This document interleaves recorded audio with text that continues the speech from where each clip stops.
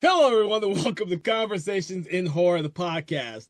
I'm your host, Kevin O'Powers. I'm also the owner-operator of Something Wiki Entertainment and Events, and I want to welcome you to my program in which I take an individual film, and me and my special guest will kind of sit down, talk about the film, discuss it, have a conversation about that particular film. And that film can be from any different subgenre or horror or decade of horror, because we love to explore all facets of the genre because you all, as our audience, love to hear us talk about the most obscure and crazy horror films out there or the most popular horror films out there. And I bring that up because today's episode is going to be something I don't know where it fits within that spectrum, but I'm hoping that my guest will help me figure that out.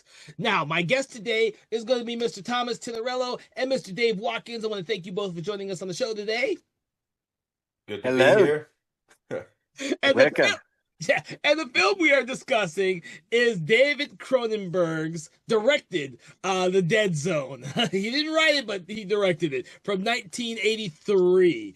This is also a film that we are highlighting because of our special Stephen King Appreciation Month. This is our second year doing this, and we hope that everyone is still enjoying us talking about Stephen King-based films, even though eventually we will probably run out of good ones and have to delve into the bad ones. But we're already delving into some of the bad ones if you look at the list. But we're going to see where on that spectrum this film lies. So, with that in mind, guys, I do want to know when you saw this for the first time or around the first time and what were your general impressions of this film. Who shall we start with today? Mr. Thomas, we'll start with you. Oh, okay. Well, I wish I had some kind of interesting story with some kind of dark romantic overtones to it and stuff. But by the way, before we start, ladies and gentlemen, I'm just gonna warn everyone off the top that this episode is gonna contain graphic and gratuitous, really heavy, potentially triggering lots of gratuitous Walkenisms here. You're gonna hear a lot of really bad Christopher Walken impersonations for this Christopher Walken movie, which may very well be the most Christopher Walken ever walkened in this movie. I have to say. Yeah, you had me excited. They're talking about all that gratuitousness, man. I didn't know what was going to happen at that point. I didn't either. I'm like, gratuitous what? I was like, holy shit! He may have watched a different movie than me. But as far as first time, I'm looking back, straining my mental filing cabinet of the very disorganized thing that is my brain. I probably watched this mostly in its entirety on TNT's Monster Vision, hosted by the great legendary Joe Bob Briggs, aka John Bloom, the pioneering drive-in movie critic who had a great show on TNT from I think like the mid 90s to about 2001. And one of these was The Dead Zone. I only remember this because I think he too had kind of like a Stephen King-a-thon. I don't remember what the second feature was for Dead Zone. But sometimes they come back. No, I don't think that was it. I don't think that was it. I think sometimes they came back with Timothy, the guy from Animal House, Timothy. Tom Matheson. Tom Matheson. Yeah, that's not saying Timothy. I was going to say Timothy Busfield. What the hell? Timothy Busfield was in the Stephen King movie Trucks. Yeah. Tim Matheson. It's Tim Matheson is his name, but yeah. Tim Matheson, yeah, but you gotta put Trucks on the list just to try our patience, Kevin. But anyway, yeah. We did Maximum Overdrive already. We killed it. Oh yeah, that's what we won an award for, like that I gave to us. Oh yeah, cool. It was like. But anyway, that of course was a censored version with commercials in it. So then later on, I know I watched it on HBO. I had to have watched the uncensored version there, and then liked it even more. And then eventually, I bought the 4K, which has a glut of fantastic extras on it. Including a commentary done by the guys who did the King cast, Scott Wampler, the late Scott Wampler, and Eric Vespi. So they did it with, I think, like a King historian or something. And it's a fantastic commentary if you haven't listened to it. It's really good. Actually, actually, behind the scenes curtain look, guys, a lot of my facts I'm going to be calling from, and this comes from that commentary because I've seen this movie a lot, but I think I've only listened to that commentary once. But there's like 3 other commentary tracks on there. It's pretty epic. So yeah. I've got that release. I didn't actually listen to the commentary, so it'll be my first time hearing some of your information. But I do think that people go on the IMDb after they listen to those commentary tracks and they like dump the commentary track information onto the IMDb a lot of times. But the good thing about listening to the commentary tracks is you can confirm that it's true. Unlike when you go to the IMDb and you're like, that's probably true, but there's like a small percentage of chance that it's not. Yeah, I used to like accept whatever was on IMDb as gospel, but lately, for some reason, you're like, there's no way that could be true. Like when we were doing Last House on the Left, like I guarantee you, like more than a third of that stuff on IMDb about Last House is just complete BS. Maybe, but like a lot of times, like I said, I'll listen to a commentary track and then I'll go onto IMDb and look through it, and they ought to like, and on IMDb it would be a lot better if they had to give the source for whatever they're putting on there. If they had to put a source on there, then at that point it may be more accurate. They could still lie about the source, but at least you could like know where it came from. You can go back and trace it. Yeah. But anyway, as far as the time I saw it the first time, so I used to read Stephen King books. That was like I read a lot of them, including this one when I was a teenager. Like they made us read in school, so it was like I'm reading Stephen King. They made you read this in school? Yeah, well, they made us read. We did get the book award, so I was like, get free pizzas. So I was like, I'm gonna read all the Stephen King books I can. So that was what I was doing. I read The Dead Zone and saw the movie. The Dead Zone at the time, I wasn't one of my favorite Stephen King novels because it is a lot more adult than some of the other ones. It is kind of the idea of what happens in it isn't as graphic, or it is more of an adult type of movie about someone who has visions. He touches somebody, he sees what happens in the future and tries to prevent it or can't prevent it. And the movie does some interesting stuff with the way that it's structured because it's almost like an episodic thing. There's like 3 different parts to it about what happens. But it's an interesting. I did make a show about this with Anthony Michael Hall that I watched called The Dead Zone. Did you ever see that? I love the show. I absolutely loved the show. Yeah, it did really good. That was on USA. Really well. I remember. I saw the pilot for it, and then maybe like one episode after that, and I'm just like, yeah, not for me. I think Anthony Michael Hall did a really good job playing this character, but it was like I will say, I'm sorry to interrupt, but I will say that Anthony Michael Hall is definitely closer to Stephen King's view and characterization of Johnny Smith in the books, because Johnny Smith in the books is supposed to be this tall, blonde, all-American, good looks guy. He's supposed to be an everyman from small town America. Christopher Walken is the opposite of all of that. Yeah. Christopher Walken though is Christopher Walken though. He has quite charisma and he's a very unique actor. But he doesn't look like he doesn't look like his name should be Johnny Smith. Yeah, no, Anthony Michael Hall looks like his name should be Johnny Smith. So exactly. Exactly. And another thing is like Stephen King said, and I think the reason why Stephen King wrote that character that way was because and this is probably well known. So, for you Stephen King aficionados out there would be like, oh yeah, let's fast forward 30 seconds for this part. But like everyone knows the origin story of the Dead Zone. Stephen King was watching the news and saw Reagan get shot. And he did not like Mr. Reagan, like a lot of liberals did not. But Reagan did not die, as we all know. We live in that timeline where Reagan did not get assassinated.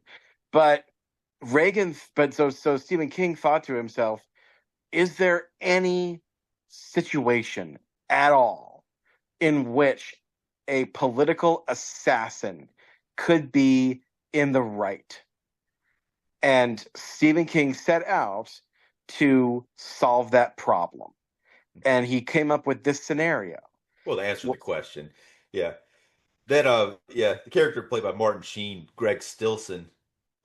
Really, I like Martin Sheen when it's kind of like this time period in was that you ever see that movie with Jodie Foster in it when he's like the kind of like older rapist got a little girl that lives down the road or something like that. Oh, little girl lives down the lane. He's in that? Yeah. He's like the dude that shows up at the house and Yeah. keeps like coming back, a real creep dude. But he's I didn't kind of know reminds that. me a little bit of like what he's doing here a little bit.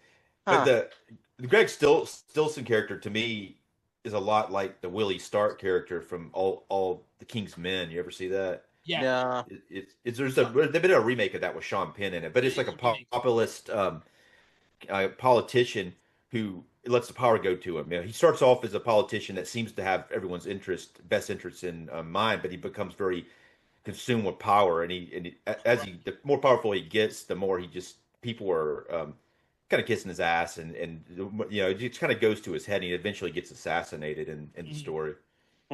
But it kind of reminds me of that story. Yeah, and what's funny is like in the book, from what I understand, and of course, you know, Watkins can back me up because he read it. He did his due diligence. It's a long time ago. I read it too, but I don't remember. I don't. Well, remember apparently in the book, it's much more of a parallelism because apparently Stephen King alternates chapters between Greg Stilson's biography and Johnny Smith's biography. So like you just get half and half. And thankfully Cronenberg wisely decided to excise 1/3 of the book, which like almost all the Greg Stilson stuff is gone. Yeah. I mean, it's Greg Stilson. Like they do an interesting job introducing the character because he's kind of like there's like hints of him throughout the first act, and you start to see billboards of him, and there's some hints, and then you finally see him, and it's like you know he's got that creepy factor right away of like the little girl that lived down the lane character, right away, and then he we're kind of getting ahead of ourselves, but basically we should probably Kevin blow us away with the first time he saw this shit. So see, I can't really blow you away with the first time I saw this movie because I read this was one of the first Stephen King books I read when I was a kid. It was this one, Misery, and The Shining. I kind of read within like a really short amount of time. Wow, you just jumped right into the deep end, didn't you? I think I read it in The Stand. It was the first two. Especially it was too many pages. I looked at that one. I looked at that one on my mom's dresser and said, "Yeah, not that one." How read the other ones? It was something about it though that drew me to it. Because it was, I think I saw the miniseries or something. It was like that was the one I wanted to read, and even though, it was too damn long for a kid to reread, and it's like this thing's too many words in it. The longest one of his novels I actually read, I think, was Tommy Knockers. I read that from cover to cover. I don't really typically read his really, really thick ones. But Tommy Knockers wasn't that long though. It was kind of like Tommy Knockers is an odd way of structure too with that one. Odd. Yeah. They made a mini series out of it too. It wasn't too bad. Was it Jimmy Smith's in it? Jimmy Smith's in. Yeah. We have not talked about that one yet. Maybe one day when we get to it, we will talk about that one. So I did not see this movie when it's come out. I can't even tell you when I actually saw the movie. I did see this movie before I knew who David Cronenberg was. What's funny about that is it's so not like a David Cronenberg movie that I never realized it was a David Cronenberg movie until this time watching it. And I saw his name in the opening credits, so I was like, oh. Kind of like when John Carpenter, John Carpenter directed Christine, and you probably wouldn't even know, unless you knew. Yeah. Well, actually, Joe Bob asked that question during the thing. I do remember that because there was he asked himself like, how is this a Cronenberg movie? Well, you might ask yourself, why did Cronenberg even want to do this movie? Well, because apparently he'd interviewed him at some point, and he said that Cronenberg said that part of the reason what attracted him to this story was I think he was secretly looking to get out of horror a little bit because you realize he's coming off of Scanners, Videodrome, the Rabbit and things like that. The Brood. The Brood. So he's just come out of that. And The Brood he wrote that from a very dark place. He went through a very messy divorce. So I think he was looking for a story that was much more uplifting than his usual fare. And B, No body horror. Yeah. Because really, yes, I would say this is a horror movie, but it's really more of a horror thriller, Yeah. and it has a much more elevated sensibility about it. And we'll get into that as we go along. And I think it's probably also what makes this much more accessible for non-Stephen King fans. But I think the main thing Joe Bob said that attracted to Cronenberg was the themes in the book, because he gravitated towards this idea of the mind transcending the body. And if you think about it, and Cronenberg is an atheist. He doesn't believe in the soul, but he does believe in this idea that the mind is kind of like a soul, in that it can transcend the body. It's almost like transcendental meditation, but I don't think Cronenberg would mess with the spirituality of transcendental meditation that much. But he does believe in that. And if you look at his films, a lot of them have to do with that. Scanners, especially. Scanners literally ends with a man's mind transcending his body into the body of another person. So almost all of his and that's where his body horror fixation comes from. The idea of separating your mind from your body and your body betraying your mind. So with this case, you have a man whose body is broken. At the beginning of the movie, Johnny is, he's having a date with his fiance, and everything seems like it's going to be great. They're going to get married, and he was a gentleman to her. He's like, let's not let's not make love until our actual wedding day. It's just around the corner. Let's just big mistake. Apparently, but but the actress name's Brooke Adams that plays Brooke her Adams, from Invasion of the Body Snatchers. Yep, and also sometimes they come back. She of the big brown eyes. Yeah. But he gets into his car, goes off, and gets hit by a semi truck. Some stupid semi truck guy who was falling asleep at the wheel. And then wakes up 4 years later in a coma. So his body is broken. He never really recovers. He's either in a wheelchair or a cane through most of this movie. But his mind now has powers. His mind can now like go into the future or even go into the past at some point. Yeah, it usually makes contact with a person or something, and then he has to touch them. But I did touch them. Yeah, I don't want to point out a couple of things that happened before that I got to get a kick out of. Go ahead. The one thing that happens is the roller coaster. He's going on a date with her, and he goes on a roller coaster, and Christopher Walken's making these most hilarious, like woohoo sounds. It's like I don't know. I was cracking up just because of it. Just didn't sound very authentic to me, like someone screaming. It sounded very Christopher Walken like when he's screaming on the thing. But that's when he's on the roller coaster. This happens before the crash. He has a headache for the first time. So he's already starting to have the symptoms even before this crash. And that was the thing that they mentioned in the commentary, was that in the book, in that scene and in the movie, the book is more explicit about it. There is a suggestion that he had the semblance of powers before that. And the idea was that, and there's differentiation. The title, The Dead Zone, I think in the TV series Anthony Michael Hall, they make this.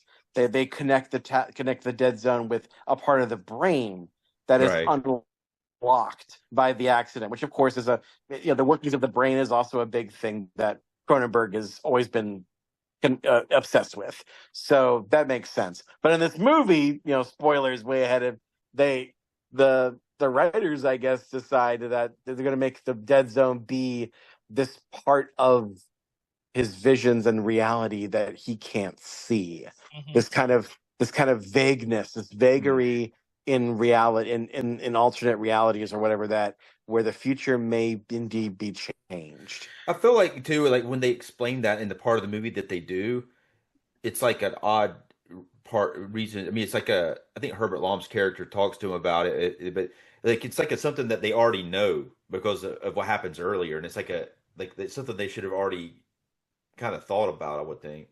Well, up until that point, though, Johnny doesn't think he can change or alter what he sees. But he does the first time. Like the first time he touches the lady, the nurse, and sees her daughter burning in the house, they call the cops and they save the daughter. So that, like, right away he saves somebody, and he knows that's why he tries to get away from it, because everybody wants him to help. That's more of a reaction for him, though.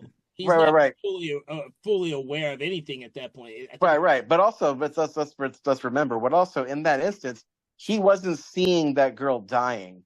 see her burn to death. The second vision, though, second vision, but the second time he saved someone's life was the kid falling through the ice. Yeah. And he sees him dead. He sees him drowned.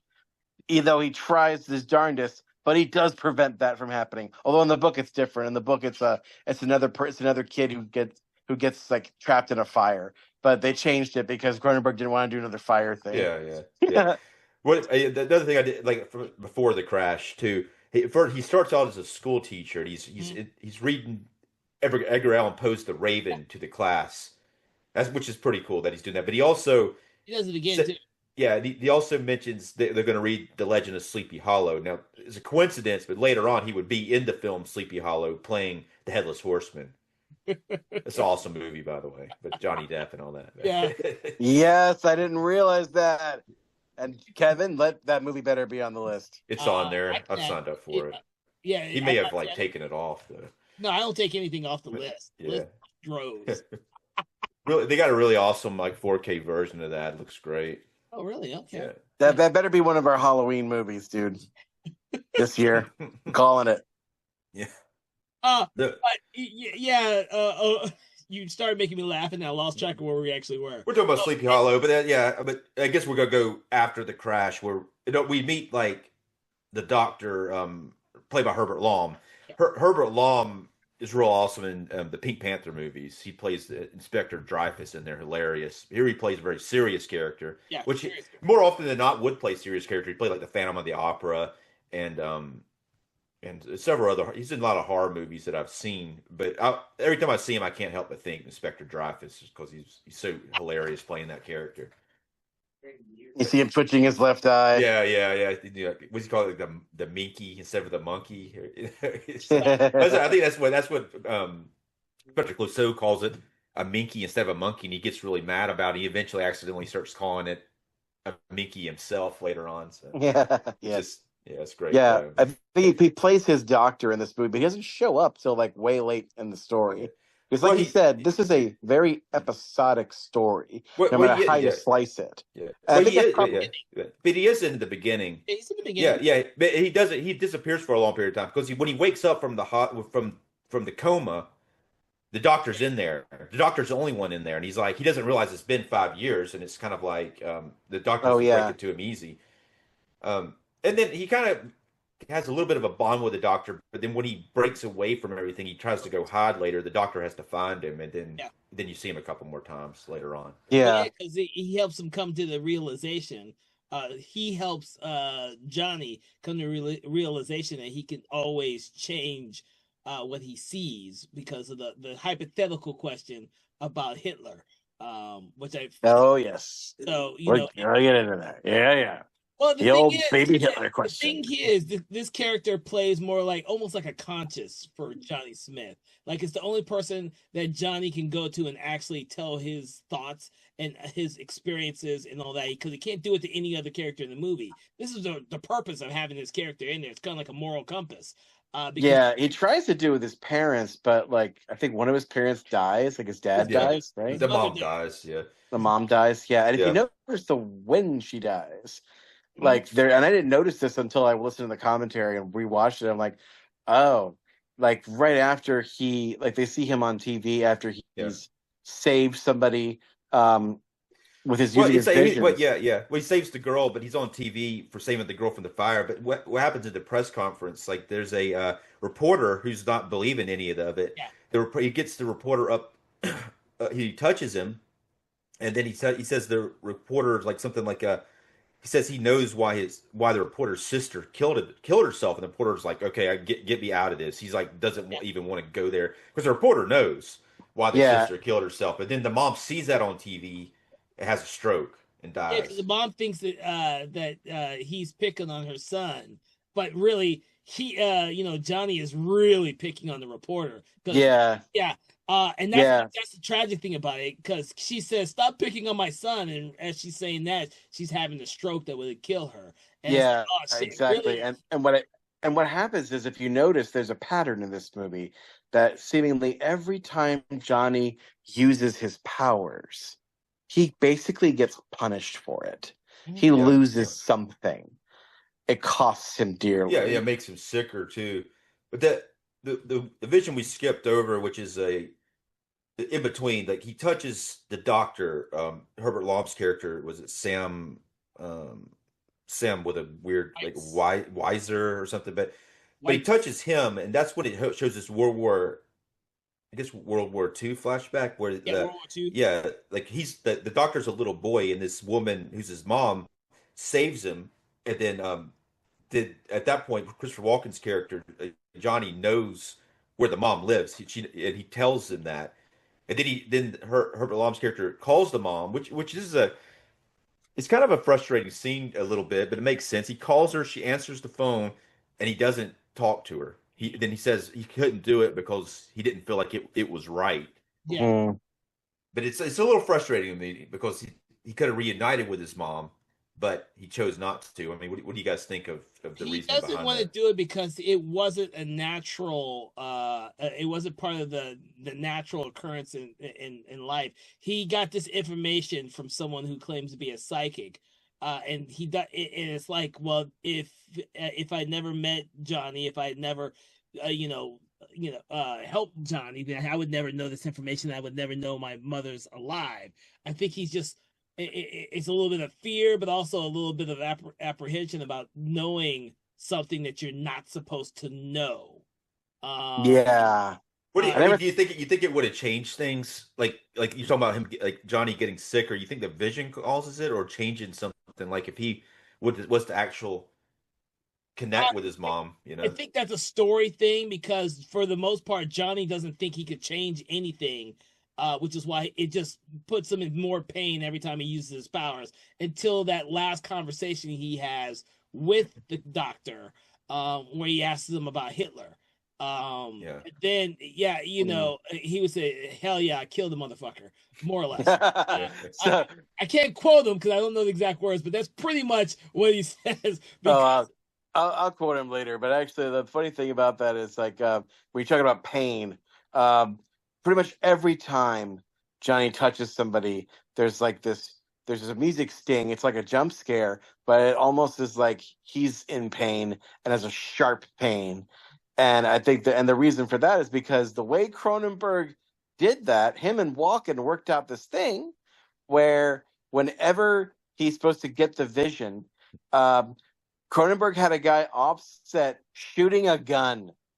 Yeah. So a literal actual gunshot was supposed to be fired nearby Walken whenever that's supposed to happen. So every Yeah. time they did that, Yeah. somebody shot a gun. Yeah. That's some IMDb trivia I read that you've just confirmed, which I assume was true, but It is true, I yeah. wouldn't have said it without confirming it myself. That's It is funny true. They though. mentioned Yeah. it in the commentary, Yeah. and yeah, I think Walken himself has even talked about it a couple of times. Yeah, Yeah. it's just one of those. I mean, Cronenberg is known for doing crazy stuff like that. I mean, he notoriously that whole great explosion, the head explosion in Scanners was accomplished by not by an air hose or any kind of animatronics. It's just by filling a fake head with blood and shooting it with a Yeah. shotgun. Yeah, I was watching like a documentary on that, and the guy that was beside him was it Michael Ironside. They Yeah, had him there, and they said that they had him in the shot at first, and then he's like, "Okay, I'm getting out of this shot," and they like tried yeah. to get him to stay in it. He's like, "Nah, nah," and then they blew it up, and if he had he stayed in the shot, it would have messed him up pretty bad. He said like the chair he was in was all jacked up from the shrapnel that hit it. Oh, good for him. Yeah, They're smart. Yeah.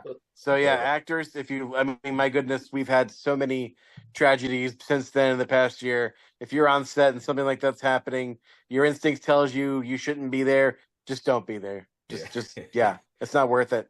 It's not yeah. worth it. Oh, well, one more fun fact before we leave this part of the movie that okay, kind of blew me away when I found out is that you mentioned the reporter who was like nasty to Johnny, and then Johnny is nasty right back to him. He's a tabloid reporter who is kind of famous in the Stephen King multiverse because he is also the main character of the story The Night Flyer. He is the tabloid reporter who follows the Yeah. vampire who flies around in a Cessna and biting people's necks. Yeah, And the movie had Miguel Ferrer in it. Miguel Ferrer, Yeah, yes. that guy's awesome. He was in Twin Peaks, of course, played Alfred in there. Oh yeah, it's one of the better. It's one of the better Stephen King adaptations, but it's so obscure. Yeah, I've seen it though. I think it was a made for HBO movie or made for Yeah, it Showtime or was, something but it's like that. Yeah, great. Yeah. yeah. They don't have a decent release right now. Hopefully, one day they'll get to it though. Yeah, just a DVD version, I think, and it's out of print. So Yeah. Yeah, it's hard to get. It's Also, hard to find. also, I'm sorry. Also, I have a question. I don't think they read this up in the commentary. I don't think anybody else has a good answer for this. Is like speaking of his power and stuff like that. I'm not sure it's always consistent because if it literally happened every time he touched somebody, the dude would just I think the dude would just wear Yeah, gloves, wouldn't he? yeah, well, yeah, television yeah, show. Because yeah, sometimes it doesn't happen. yeah. Sometimes it doesn't happen because when he touches his dying mom's hands in the hospital, it doesn't happen to her. He doesn't see her future. I mean, she's dying. Maybe she doesn't have a future, but Yeah. but Or the yeah. So past. or who? Maybe, yeah. Or the past. He can see the future or the past. Remember, he sees the past with the doctor. That's right. But he doesn't Uh, get a but he doesn't get a vision when he touches her hands. Yeah. I mean, there's a possibility that not always, but I think that it should be always. But too, like you said, the mom's dying. Maybe I almost want to call this The Shining, but it's the I would say they almost they need to name. I wonder if they did that in the show. They named it in a way, but it's like it is kind of like The Shining a little bit. But it's like like maybe they're like she's so close to death that there wasn't anything left to show because he knew Well, that she was dying. maybe, Yeah. but the problem is he also doesn't do it with Brooke Adams Yeah, later. work out. Yeah, I'm about to Oh say. yeah. Yeah, he does. He doesn't wear What gloves, if? and he touches the other people all the time. But what if? Yeah, I mean, what if whoever he's touching has to have some kind of a. Like you say, it's not explained, but I think that the reason would be that whoever he touches has to have a reason, something strong, a reason to show something, something that's not right to begin with, something that Well, I could think possibly be you know what changed. now that I'm thinking about it and we're talking about it, I think what it is it's Stephen King doing his freaking research. Because I mean there was a period in his I don't know if you call it a trope, but it's not really. It's a phase, is what it is. Because there was a phase in his career from Carrie on through The trying to think Firestarter. Yeah. Firestarter. This is well actually Dead Zone's after Firestarter, so or maybe not. I'm not sure about the timeline, but there is a rash of psychic and or telekinetic people in Yeah, his books, and Stephen King did his research on that. He researched poltergeist activity and its relation to telekinesis for Carrie, and obviously I think he did his research for this too because the one thing people who study psychic functioning have noticed is that people who tend to be I'm not sure how I would say this, but like people who tend to be who exhibit psychic functioning in a way that tends to defy scientific reasoning. In other words, people who might very well be genuinely psychic tend to be people who cannot really control their gifts. They Yeah. just happens for them. I'm thinking specifically of there was an interview with Billy Bob Thornton not too long ago, and he talked pretty extensively about his upbringing and the fact that his mom was a psychic, and she wasn't like fooling anybody. Like she wasn't trying to swindle people out of their money. She really just had some kind of gift, and he would see her do it, and he said that yeah, no, she didn't have things would just come to her sometimes and she wouldn't understand what they are. She asked him, "Do you know somebody with such and such a name?" And he's like, "No." And then like the next day he met a guy with that name.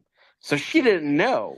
Yeah, It I mean, just happened. yeah, it makes sense. Say if a psychic ability was true, which is quite a possible thing, and like you've seen it, like they've seen it in situations like that, it been recorded in real life where people claim to have said something or have premonitions, and those same people don't always have the premonitions. It's not like a constant, never-ending thing. It comes when it happens. Yeah, it's almost like if they could reproduce it, Yeah. like for scientific purposes, it almost makes it more likely to be unreal.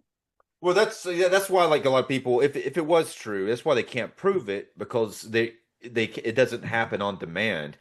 It has to be Yeah, certain circumstances will set it up. Even yeah, though this movie though it does seem to happen sometimes on demand. It happens at the press conference when he touches the reporter.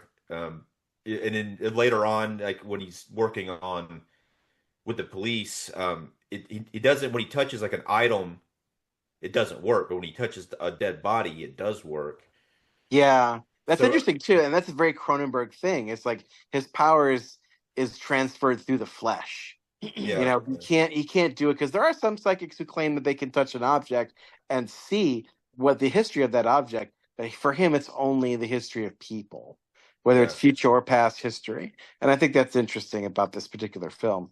Yeah, that's yeah, that again, it's like sometimes some parts of this movie for long spurts of time it avoids visions and stuff. So they're kind of like they don't have like on top of each other a lot of times. So sometimes it's kind of it's almost it almost helps it not feel like it's a parlor trick or what or it kind of helps it that it's not always happening constantly. Yeah, that's another thing too. Is like there's very few incidents in this movie where people doubt him. Like there's only like the reporter we mentioned, Yeah. and there's the guys the kid who breaks through the ice's dad. Right. The only Well, yeah. real like skeptic in this whole movie is this guy. Well, And- yeah. I think it's because too, though, because of the way it's structured. Is he's not like a celebrity. He doesn't go out, except for with a reporter. He doesn't go out and try to make a big deal out of it. He actually tries to hide it most of the time. yeah, like I love the scene where he's talking with his I think it's his doctor or it's his dad. He's like, look at all this. It's letters, Yeah, mail he's from talking to the people. doctor in that scene. Yeah, the Oh, he's doctor talking to the finds it. doctor. Yeah, Yeah, yeah, yeah. he's like, all these people lost friends, lost children, lost lives. They want me to help them. What can I do? Yeah. But that's yeah. I mean, it's annoying to him because like all of a sudden people know he can see stuff, so they're just sending him. They're like everybody, he can make a lot of money off of this, possibly, but he doesn't want to do that. He wants to go back to teaching and tutoring kids. So that's what he's trying to do. Now I'm starting to talk like Walken all of a sudden. Like that's what he's trying to do. I'm telling you, it's going to be all over this episode. Yeah, it's been Even it's been kind of I can't wait sporadic till so far. Kevin does it now. Well, I won't do it because I've been watching Christopher Walken movies before he started doing that shtick. You make it seem as though it's like he does it all the time in this movie, and he actually really doesn't do it that often, not nearly as much as he does in movies nowadays. Oh, Yeah. but he reaches peak Walken in this movie though, in one Well, very specific scene. yeah, there's very specific moments with characters that he does it with.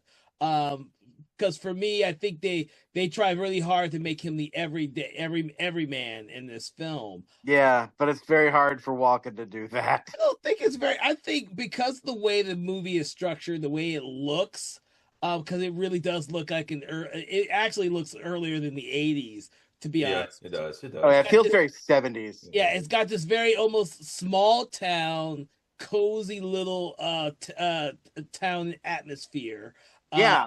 And even Oh, when yeah. he moves from his hometown to another town to disappear, it still feels that same way because we aren't seeing a bunch of the town. We're seeing him in his home where he's tutoring kids, and Oh, then yeah. we don't see a bunch of the town itself. So it doesn't seem like a very big film because it's not. David Cronenberg's films in general are not designed to be that way because he loves to work with characters and not Yeah. make these big, Yeah. humongous films. And I Yeah. think It does get bigger with the politician, like a couple. not of really scenes because with he's him. doing Yeah, the town so- hall. When we see Yeah. him, he's more or less doing a town hall. He's not. We see him doing the parade and Yeah. in the It's town. it's somewhat big though. It's bigger, but yeah, I mean, I get what you're saying though. It makes the Yeah, movie. It and doesn't he's like. a senator. He's Yeah. running for the Senate. He's not like running for the presidency yet. Yeah. But that's the thing is, he's a small town politician who's eventually going to amass to the biggest Yeah. in the land type of thing. Yeah. And I think that the feel of this movie that makes it feels older is mostly in the production design. Because that's one thing they pointed out in the Kingcast commentary is like they're looking at the wallpaper And Yeah. I'm like, who decorates with wallpaper like that anymore? Even in the 80s, that wallpaper was old. Yeah, it was You know, bad, man. especially in his parents' Yeah. house, and the doctor's house.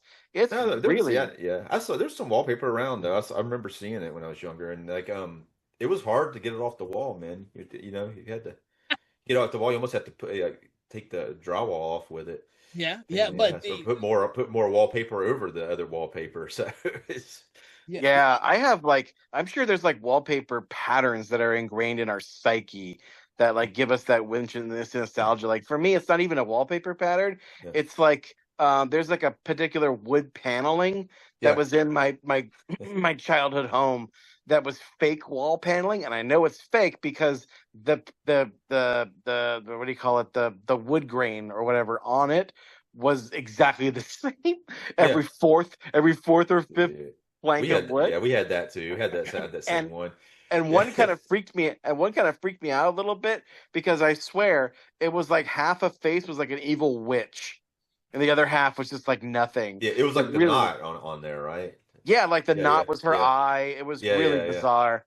yeah, I will yeah. say I had something like this: that. the production designer for this film has been with Cronenberg since probably the very beginning, and still Yeah. working with him now, Carol Spire. Uh, Aw. well, if you've looked at most of David Cronenberg's, he kind of keeps a lot of the same people working with him from film to film to film, kind of like Steven Spielberg, and his like constant. You know, I have to have. Oh God, I'm drawing a blank on the composer's name all of a sudden. John What, the Williams, composer of this movie? huh? The No, it's composer of almost this movie? Spielberg's composer. Oh, Yeah, That's John Williams. yeah, Yeah, that's John yeah, Williams, but he usually use Howard Shore now. Oh yeah. He usually use Howard Shore, but they're very similar in that they use the same people for every one of their films, from film to film to film to film. That like they don't go out of their way to bring in new people into their club. So you know when you look at this film, you can look at the production design, and the look of this film looking very similar to his later films like Spider or even Crash, or most definitely A History of Violence, which takes you're seeing these more home areas, and they look very similar, even though they seem a little out of place. Like it may have been filmed in the 2000s and 2000s, but it really feels like a 1980s movie with the look. It almost seems it yeah. has that type of The wardrobe's like that too. Yep. The ward that they're wearing. Can't remember if he still uses the same wardrobe artist who I think she's has won a couple Academy Awards. I don't know, but I'll tell you what, I love Walken's jacket. That coat that he wears, it's so cool. And it's so like I remember they talk about it on the behind the scenes stuff. It's like that particular jacket has a particular collar that's supposed to be like Dracula-ish. Yeah, yeah. Like it's supposed to make him look a little menacing. Yeah. Right, yeah. I think Anthony Michael Hall wears something very similar, like the first season of the Dead Zone. Yeah, he does. It was Yeah, good. that's what I thought. Yeah. I think and it was a many years in between this film and the television version, but there was this weird little quality that the two could almost be like sequels, like a retread-esque sequel. The way that they tried to be, what would you call it? Homaging. Yeah, but yes, homaging, but respectful of what David Crowley, because this was a successful movie. It was very successful, and yet, in spite of all that, for whatever reason, we don't see it like pop up on the top tens of best Stephen King adaptations. It's and like well, it was like weird for me because like I said, when I was younger, this definitely wasn't one that stuck out to me because of it wasn't like as showy as something like It or The Shining. It wasn't as much violence in it. And there's also long parts where there's like where not that much is happening as far as the violent or even the visions. It's more a character study. Yeah, but that's it though. But that's it though. It's not like I mean, well, I'm not saying that's. I mean, I'm saying this is my point of view. When I saw it when I was younger, I actually think it's really, really good now. Yeah. But I'm saying like even the non-horror stuff or the non set piecey things in this movie, even the drama between is compelling as all heck. Yeah. Because of Walken's performance, because of Herbert Long's performance, even Burke Adams and Martin Sheen, all four of those people can Tom just. Skerritt's pretty good in it too. Oh, I forgot he was in this movie. Yeah, he's the sheriff. Everybody, literally like all five of those people carry whatever scene they're in and bounce off Walken in ways that are really neat to watch. So there's no reason for us to for anybody to fast forward or work through to get through things. I mean, it's not like The Howling where there's huge stretches of nothing before the werewolves show up. It's not like that at all. I mean, it's hard. I mean, it's weird the way different points of view as you watch this from then, because I do remember fast forwarding through some stuff then. I wouldn't do it now because now I'm watching it. I am like you're saying, you're interested in the characters, everything that's going on with them, and the scenes are well written, and they don't waste time for the most part. No, it's a very tight film. Yeah. But the thing is, when this film came out, they didn't have a glut of Stephen King adaptations like they do now.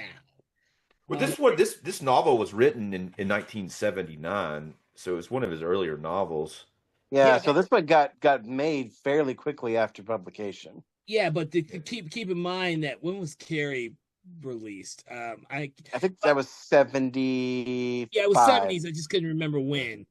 76. 76. So this came out the year after Star Wars. So what happens is in the early 80s, you have these successful Stephen King adaptations. And that's when you start seeing a lot of them experimenting with those early novels and say, which one can we make into movies and stuff. But by the end of the 80s into the 90s, you're getting everything being made into fucking movies. Yeah. I mean, somebody once suggested that maybe the real reason why this particular movie isn't in the top 10 of Stephen King adaptations is because it may just not be Stephen Kingy enough. Yeah. I agree with that. That's what I've always thought, that it's not David Cronenberg, and it's also not Stephen King. It's almost like it's some kind of in between those in a way. It's in a dead zone. In between. Well, keep in mind, I always attribute that to the fact that David Cronenberg didn't write this film. So that's how I always attribute it. He didn't write this film. So I consider this the movie that he it was almost like an assignment. He was hired to direct the movie. He tried to do a mainstream movie with a studio, and we all know he has not done many mainstream movies for studios. No, he hasn't. This was his first real try at that, and thankfully for him, he succeeded. I think they read they tried to get him to do Return of the Jedi. Oh my God! They tried to get David Lynch to do it too, but I think it was almost like they didn't want to do it. Neither one of them wanted to do it. How messed up would David Cronenberg's Return of the Jedi be? Imagine Jabba the Hutt molesting Princess Leia. Yeah. Oh my gosh, that would be awful. I feel like though either one of them, David Lynch's Dune, it was a little artsy, but I feel like either one of them would have had to try to do it in a different way than they would normally work. I could see Lynch doing that better than I would see Cronenberg. I don't know whose idea was it to let Cronenberg anyway here. But Cronenberg did this movie, and he did this movie in a way that wasn't like anything that he'd done before. I think he would have been like a gun for hire for Return of the Jedi too, Well, yeah, I mean, you gotta remember he did this, and then not soon after he did The Fly remake, which in reality, nothing really happens in The Fly until the last act. It's a character movie for pretty much most of that movie, but it's so well written and so well acted that it keeps you compelled from beginning to end. But you gotta wait till the ending to see some real shit happen. Yeah, I mean, there's body horror throughout that film, but nothing too. It's body horror, but nothing really happens until the scene in the bar where he breaks the dude's arm, and then after that, and that's kind of right before the third act, really, because then we start getting into all the more disgusting stuff that we see. But it is. When you say nothing happens, you mean no one's getting brutally maimed other than him. I mean, there's science fiction stuff happening. He's going through a body transformation. Yeah, but he doesn't start. People don't start dying until the because last part of it. It's not your typical horror film of the time. It literally is not. He's not killing people like a Friday the 13th movie. It's literally just happening to him until the very end. And to be honest with you, does anybody? I don't think anyone gets killed in that movie except for him. Well, yeah, that. Hang on, Yeah. yeah, it was. Yeah, Yeah, he doesn't Well, he kill does him. like he Yeah. messes up that other guy, but he does live. He like spits Yeah. all over him. He does John Getz' yeah. John gets character. it. He Yeah, does but he live. lives. Yeah, So yeah. it's one. It is not that the Fly is not in theory like his other films until you start paying attention to the story, the relationships with all the characters, the horror. Yeah, I think you're right because the only ones who die in that is Jeff Goldblum and that poor monkey. And the monkey, yes, the most violent thing in the movie is the first experiment with the fucking monkey. It's pretty disgusting, actually. But going back to this movie, speaking of killing, let's the thing is, I'm getting at is that his movies don't always have to have that type. He has his horror stories are really more of a kind of like the stuff you think about as an audience member more so than what you see. Yeah, but I mean, the Fly to me, this movie doesn't really have body horror in it. If you consider any of this body horror, it's very light.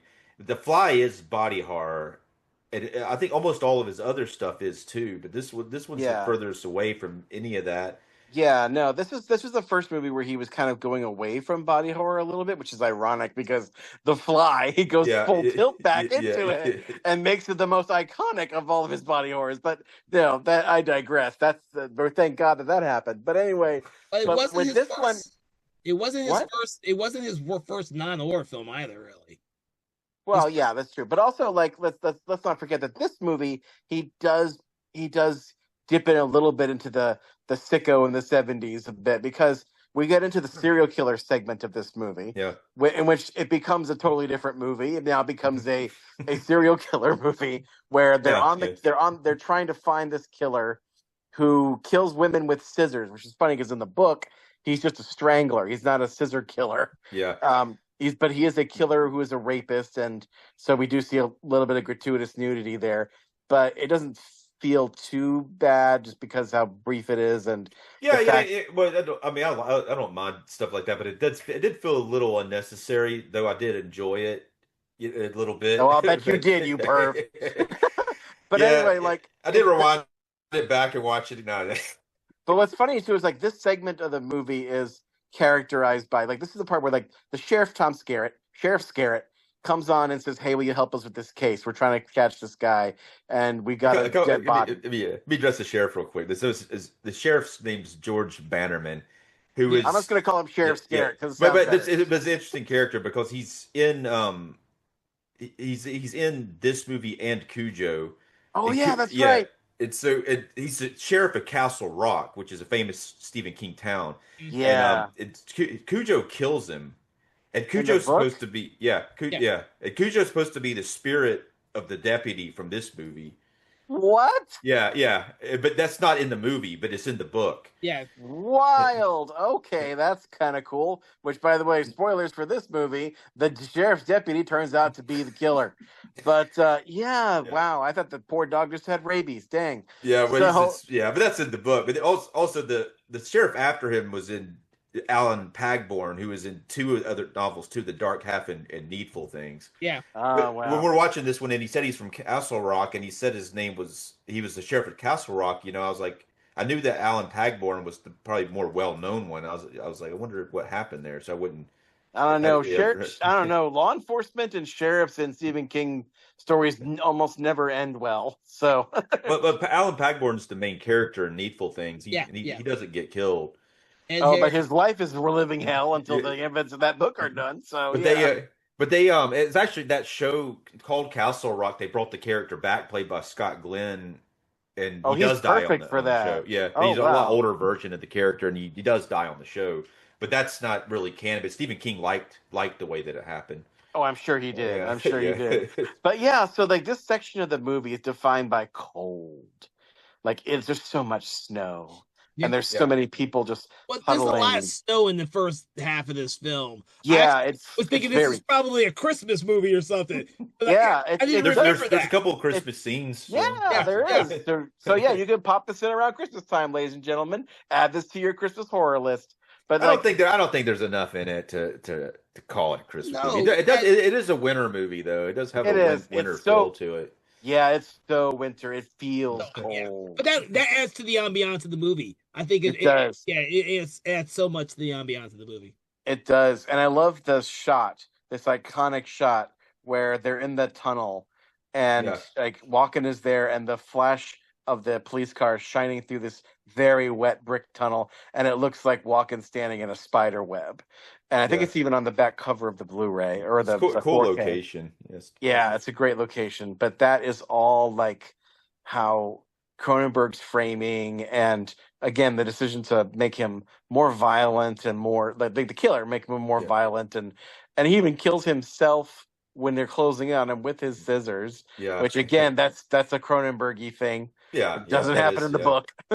It's yeah. I mean, that's like that's the episodic nature of this movie because you start off with walking and some of like a few things that happen there, like the girl Yeah, in the fire and a couple other just and then it cuts to sometime later and then there's like this serial killer that spends about 30 minutes messing around with that and then it goes into the Yeah. politician stuff for the last part of the film. yeah, Yeah, yeah, and It's that yeah, the serial killer segment is probably the one that's the most horror and the yeah. most thriller, the most suspenseful. There is like a couple of like kind of jump bits when Walken's going up the stairs to try and find the guy, and he almost gets killed by the guy's mother.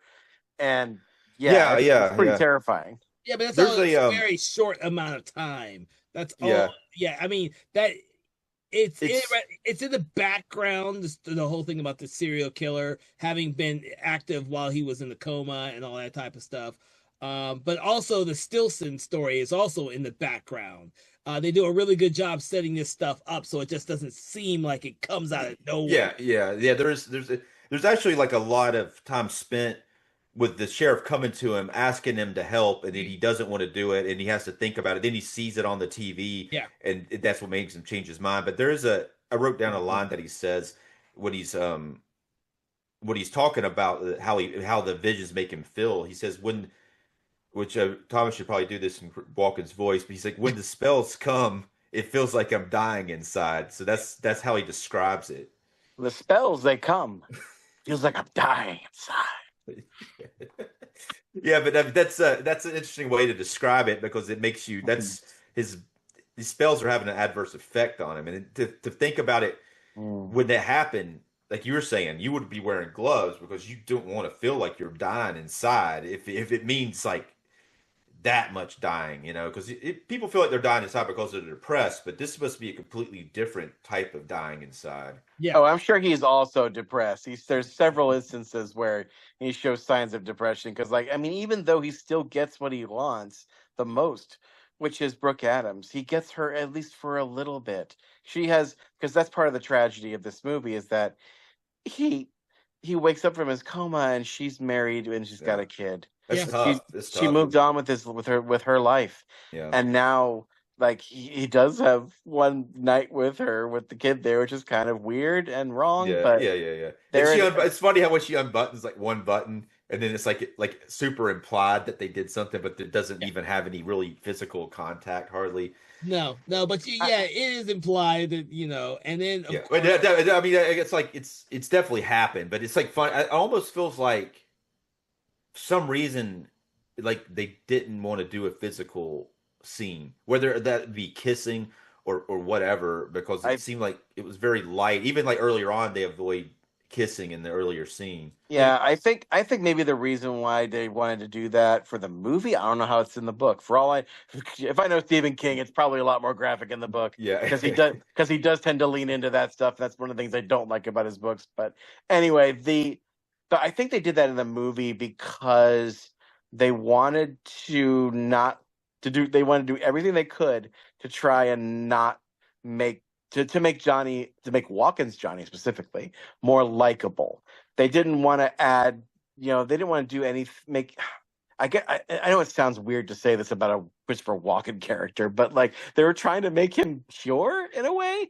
So yeah. I like mean, Yeah, it makes it weird that she brought the kid with her. I think I know, it would have right? gone a lot better had she not brought the kid. But I know. I forgot that she brought the yeah, kid too. Like when I yeah, rewatched it, I was like, oh, wait a minute. yeah. I mean, I guess she had to in a way. Maybe she's the one taking care of the kid, or she could, but she should have gotten a babysitter if that was her plan. I know. And what makes it even worse, you find out later, is that her husband is a Yeah. campaigner for Greg Stilson. Right. But it's funny in the show. The husband was actually Sheriff Bannerman, the character that Tom Skerritt plays. Yeah, they kind of integrate those two characters for the show. Yeah, which it made the character a more important character on the show because George Bannerman is an important character in this movie for like 30 minutes of the film. But yeah. But I mean, it's funny when you look it up online, they consider him the second most important character, which I don't think he is. I mean, to me, the politician's the second most important character, and maybe Sarah. Greg Stilson is definitely the antagonist of this movie, even though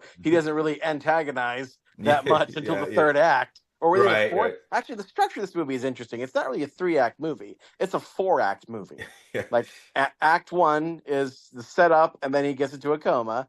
Act 2 is he finds his abilities, uses them to save the burning girl. And Act 3, serial killer. Act 4, actually it's 5 acts. So Act 4 is saving the kid from the ice, which we'll talk about in a minute because we can't not gloss over that.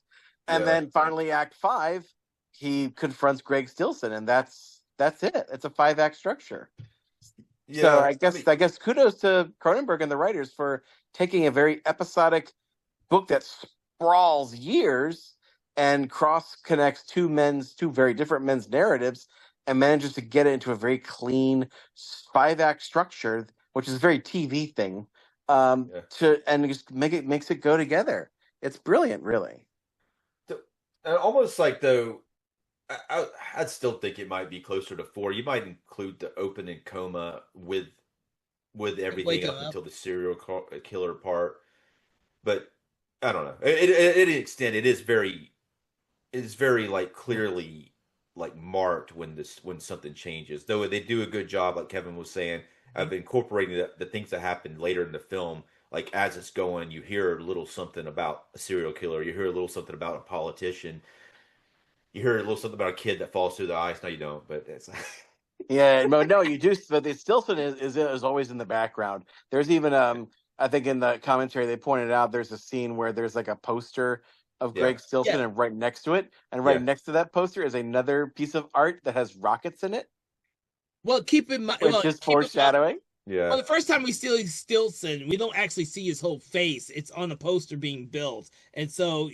But it is earlier though. That's like when he goes into when he separates himself from everybody and he goes into hiding after the cop stuff. But there is something earlier, like Thomas was talking about, where there is, you almost like have to be looking for it. But I did notice it too. I was trying to look at. I did write it down in my notes, but that does happen earlier in the film, though. Yeah, there's something that's really early with the Greg Stilson character, really early, and it's just like background stuff that we kind of notice. By the time we get to that story, you don't feel like this is the first time you're hearing or seeing the character. But that sign thing is interesting the way that they do it, because at first you say it's like you don't see his face or building the sign, and it goes through several scenes, and it's like a time lapse, and you finally get to see his face on a sign, like before you actually see him in person for the first time. That's a cool way to introduce a character, though, the way that they do that. Oh yeah. Which build up, foreshadowing, the foreshadow. But that I guess like it did what. So what happens after all the cop stuff? Then he like I said, he goes into hiding, and he eventually starts to tutor another kid, and the kid's dad comes to him. Well, he tutors. Well, we get the sense that tutoring is how he makes his money. He was tutoring other before he gets to the politician, the rich guy. He's already tutoring someone else. Right, yeah. At first, it was weird when it first started. When he's talking about what he was doing, I thought he was actually using his gift to make money, but then it turned out he's actually just trying to tutor kids and not use it. But Mhm. it was like the kid's dad's Roger Stewart. He shows up and he wants him to leave the house to come to his house to tutor his son, and he's like, I haven't been doing that, and he somehow talks him into doing it, brings him to the house, and that's when he brings him, Roger Stewart brings him to his house.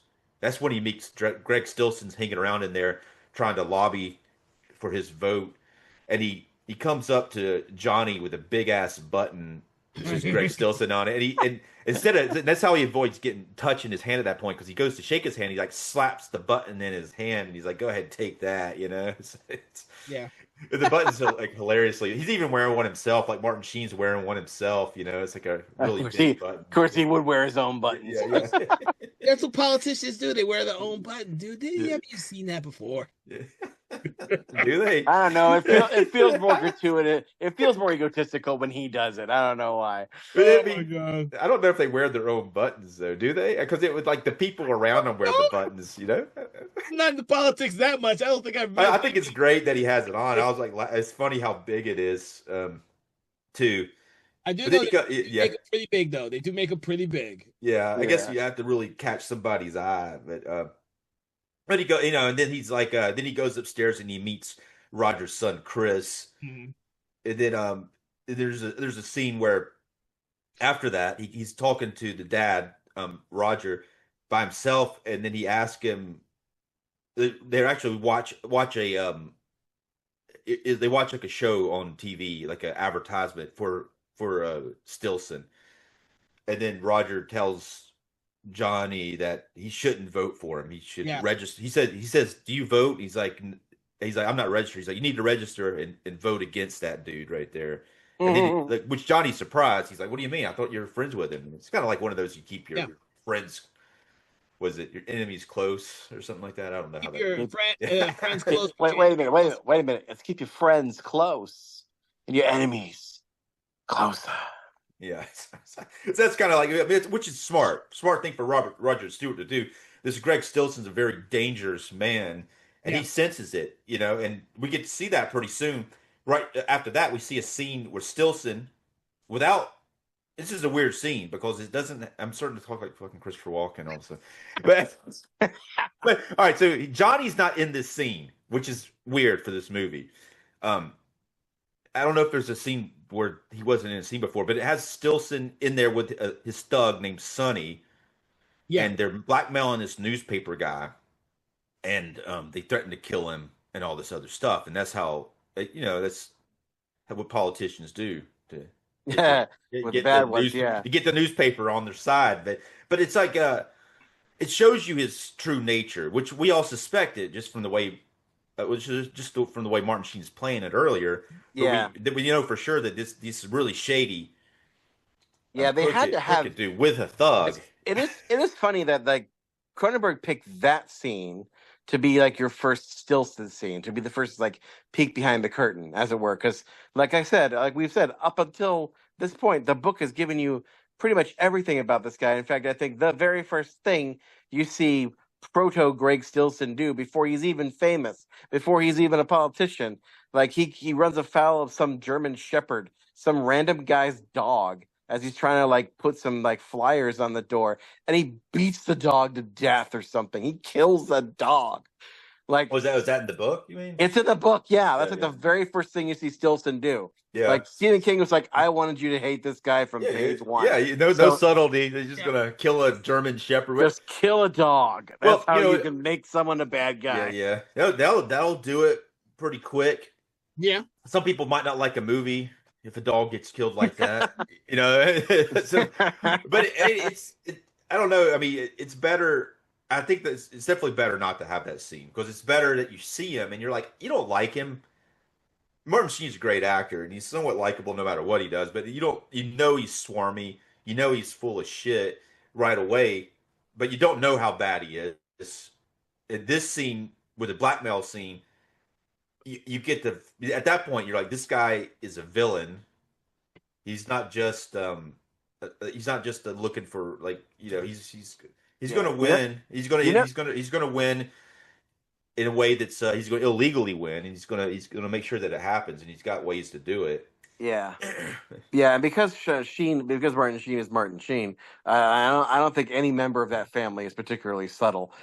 He does have kind of a wild eye about him, Yeah. and that he leans into quite a bit and leans into much more later on, and especially in the futuristic visions. Yeah, But yeah. yeah, it makes but yeah, so that is all going on. While at the same time, poor Johnny touches the hand one time of his young student, and bam, sees him playing hockey and falling into the ice and drowning. Yeah. And he decides, I gotta do something. I gotta tell his dad.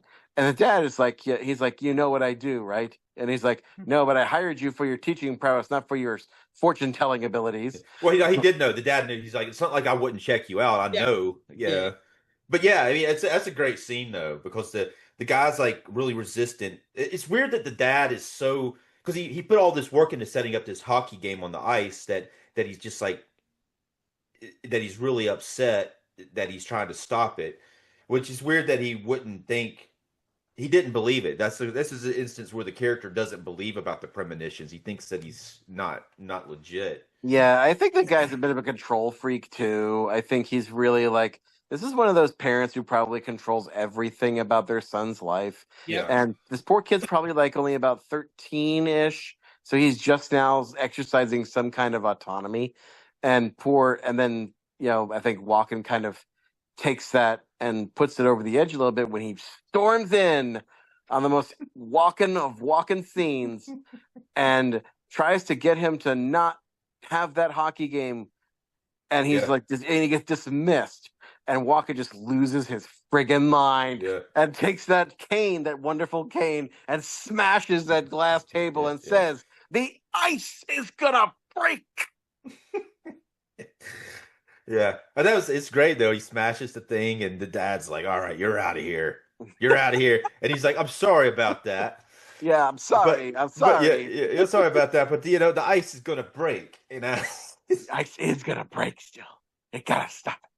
Then he's like, the dad's like, finally, he's like, "All right, we're not doing the hockey game, but you got to leave." And he's like, "All right, bye." He leaves, and then he's like, "Okay, kid, go get your stuff. We're gonna go play some hockey."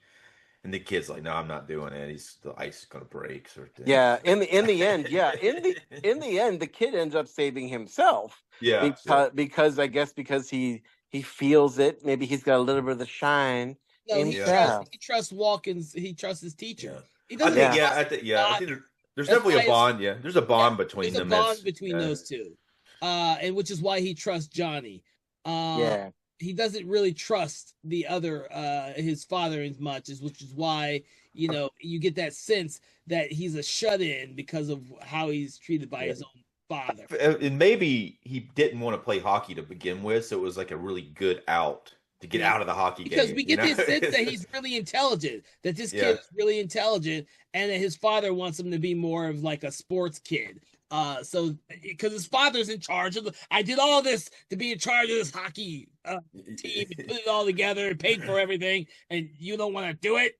Yeah, because he's so rich and powerful, and because the guy playing him is so a big presence, it makes him more of an antagonist. It puts more suspense in this section of the movie, and that's what makes it so effective. And of course, the ice breaking or not breaking is what makes it really soar. Yeah, that's and again, that's Cronenberg changing, because that doesn't happen in the book.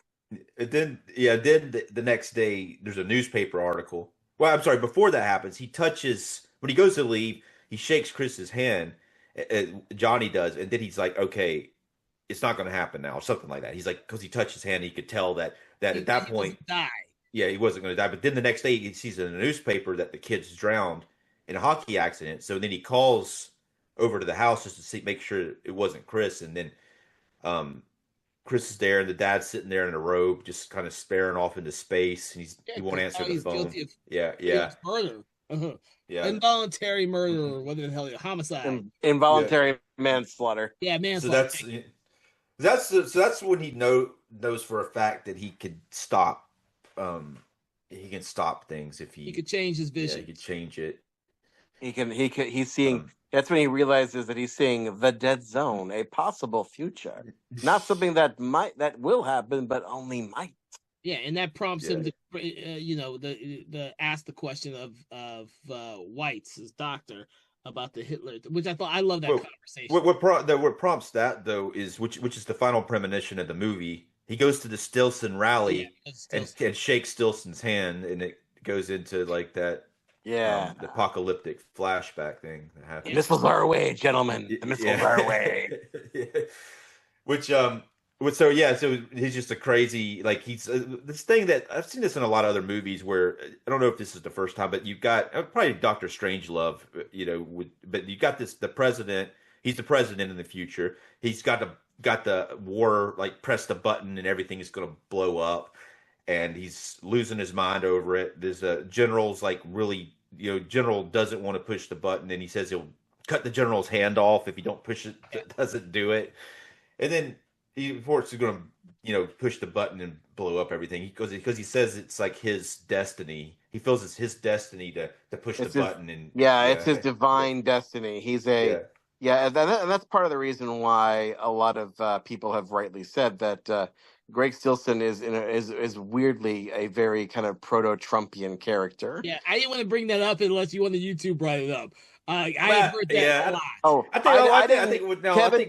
Kevin, I didn't want to either, but recent world events have forced our hand. I don't agree with that. I think it's like Trump's a populist candidate, obviously. But I don't think that the way that he's presented here is a major villain. But maybe that's why Stephen King doesn't like Trump. He's so against him, but. Well, also the real parallel is not necessarily that he's a raving psycho because Trump's not there yet. But the thing is like Stilson's platform was that he is, and they say it in the movie, that he's a guy who's a Washington outsider who is for the working man and the well-off. Yeah. Doesn't that sound familiar, guys? Yeah. But this sounds a little familiar, doesn't it? But, I mean, it's also applies to the Willie Stark character and all the King's Men. I mean, this is like this is like the Hollywood's been against these populist because they're not part of these populist people, like candidates who come into politics aren't part of what's already there, are part of the established things. And a lot of times the Hollywood people are already mixed up with the established politicians, so they really don't like that populist politician coming in because it changes everything as far as the way people are getting their money, their kickbacks. Yeah, but then you have like the opposite end of that, and you have like the Washington outsider romanticized to like this ideal hero in the movie Dave. I don't know if anybody remembers that movie, but Kevin Kline plays a everyman who replaces Frank Langella and Kevin Dunn in it. And, it's a great movie. I like it. But the Dave character is he's a lookalike who looks like the president, and he comes in and he does a really good job. He changes, according to the movie. Because everybody's all into him while he's there. But then of course Frank Langella's he's like in charge. His character, and the whole thing is like they're going to bring him in and be like a pawn, while Frank Langella runs everything. Yeah, that's the idea. And then of course he gets more involved than more involved than they thought he was going to get into it. Yeah. So, but we have to bring it back though from King's perspective of 80s politics, because you have to remember correctly during this time. Well, I mean, I know the book was written in the 70s. Well, no, it wasn't, because it was 79. Okay, because when did Reagan get shot? Because Genesis of the book was Reagan got shot. It must have been. Keep talking, and I will look that up. Yeah, because you do that. But Reagan got shot, and that was Stephen King's impetus for writing this book. Was he wanted to imagine a scenario. The only scenario, really, in his mind. So it's 1981 when he was shot. Okay, so it was 81. So this book must have been published in 82 or something. It was published in 79 because Stephen King has The Shining, and he knew Reagan was going to get shot. I'm gonna kid. I'm gonna whoa. verify the publishing date. I might have been mistaken on it. That would be really weird. That would be really weird. But anyway, like, so you have to realize, like, during the 80s, I don't know if it was in the late 80s or the early 80s. I think it might have been the early 80s. There was this big arms race going on between the Soviet Union and the United States. It was almost like the Cuban Missile Crisis all over again. So yeah, according to Wikipedia, it was 1979 is when the book was released. That's weird. So it wasn't like whoever said that you heard it from. Well, I heard it from Stephen King himself, so I guess he's lying to us. I don't know. Maybe some other politician probably got shot. It might have been because I'm trying to think of who else was shot who survived. I don't think it was Carter. It may not have been a president. Yeah, it probably wasn't. It was probably because like this character is a senator. That's true. Yeah, so it's probably something like that. It was probably That's true. That's true. Although it works. Politics, so. Yeah, well, it works. It works really well with the 80s because there were people back then who really thought that Reagan would lead us into World War III. Just like, people think that Trump's going to do the same thing now, but the optimist in me believes that that's not going to happen. Also kind of the elder millennial in me believes that that's going to happen because as I tell these youngins today who get all worrisome, I say, I've been through 7 or 8 possible and supposed end of days by now. We'll be fine. But back then they thought, oh, what if? And so this book is the ultimate what if, where we think to ourselves, what if you and only you knew for a fact that the presidential candidate, the politician, the man standing in front of you, he's going to be the guy to annihilate most of, if not all, life on this planet. It is the baby Hitler scenario, which is if you could go back in time, would you kill baby Hitler? It's the question. It's the most ethical conundrum, which is if you kill baby Hitler, you are now guilty of killing an infant who hasn't done anything wrong, but you have prevented, in theory, all the entire Holocaust and saved 7 million people. Yeah, I mean, to me, it's like it'd be a lot harder to kill him as a baby or even a kid. I mean, it would be easier. It would be easier to do, but it would be harder. Dave, if Deadpool 2 is to be believed, it would be very hard. Because if you've seen that movie, maximum effort, and you still couldn't do it. I've not seen Deadpool 2. I've seen Dude, it's so funny. Oh my god. Yeah. I know it's funny. Actually, I think I have a copy of it, but I have not watched it. But gotta watch it, man. It's the best of the Deadpools. Yeah, you guys. But it's it's a very interesting thought though about if you could go back and I mean, it's always Hitler. Really, I wonder if is this where that came from, the Hitler stuff? Because there's always that question. I wonder if it came. So that's pretty awesome that it came from the Stephen King book. But it's something I've heard a lot. Yeah, like I wonder. Travel. That's like now. I don't think it came from this movie. I think I know where it came from. I think it came from the Twilight Zone. Okay, because there was a Twilight Zone episode where a guy travels through time and sets up a sniper rifle in Munich and tries to kill like Hitler in his early days of power. He's already risen to power. He was going to kill him in a rally, and then the Nazi guys are on his back doorstep, and they're about to come in and get him, and then he bamps out of history.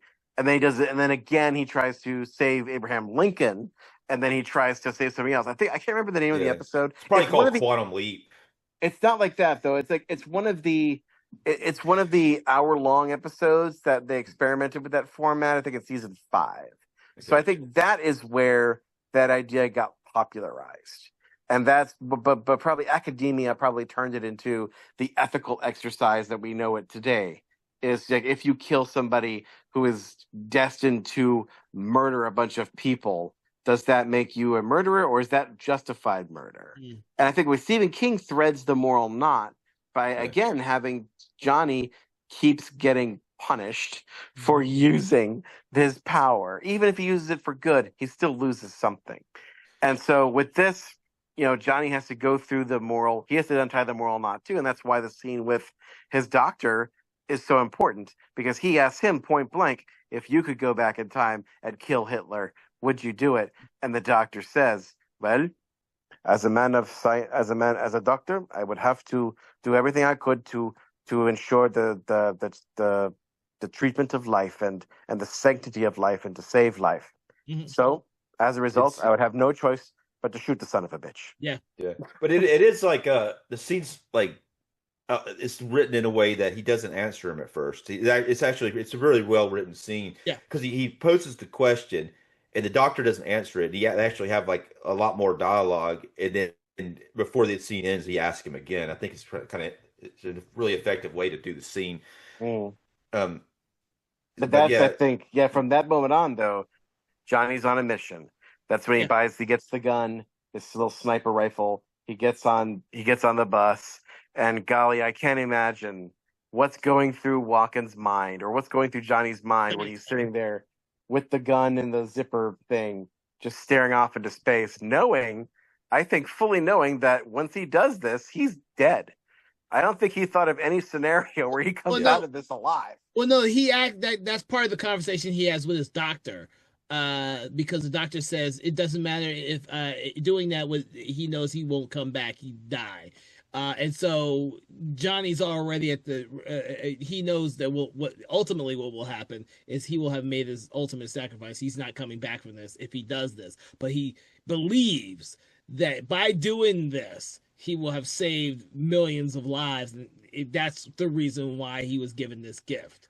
what's interesting in the book, he struggles with this for a longer period of time. He touches Stilson's hand a lot earlier and knows about it, and he struggles with the idea of having to kill somebody for a lot longer time. And this, it's like he touches his hand, and then you see the scene with him talking to the doctor, and he makes the decision pretty quickly. That decision is easier made quicker than later, because procrastinating on something like that, you could talk yourself out of it. Yeah, because you do know that you're not gonna make it out of it. well, I kind of chalked that up. Wait, go ahead. As I said, well, that I like the concept of all of what they do with the character, but I think sometimes some of the audience may think it's a very fast kind of thing, but I think the reason why we see Johnny held up and away from society and everything else is that he's just stuck. He doesn't know what his purpose is. He believes that he's cursed and all this other stuff until he kind of is, though. Well, the thing is, because he doesn't want to use his gift for good.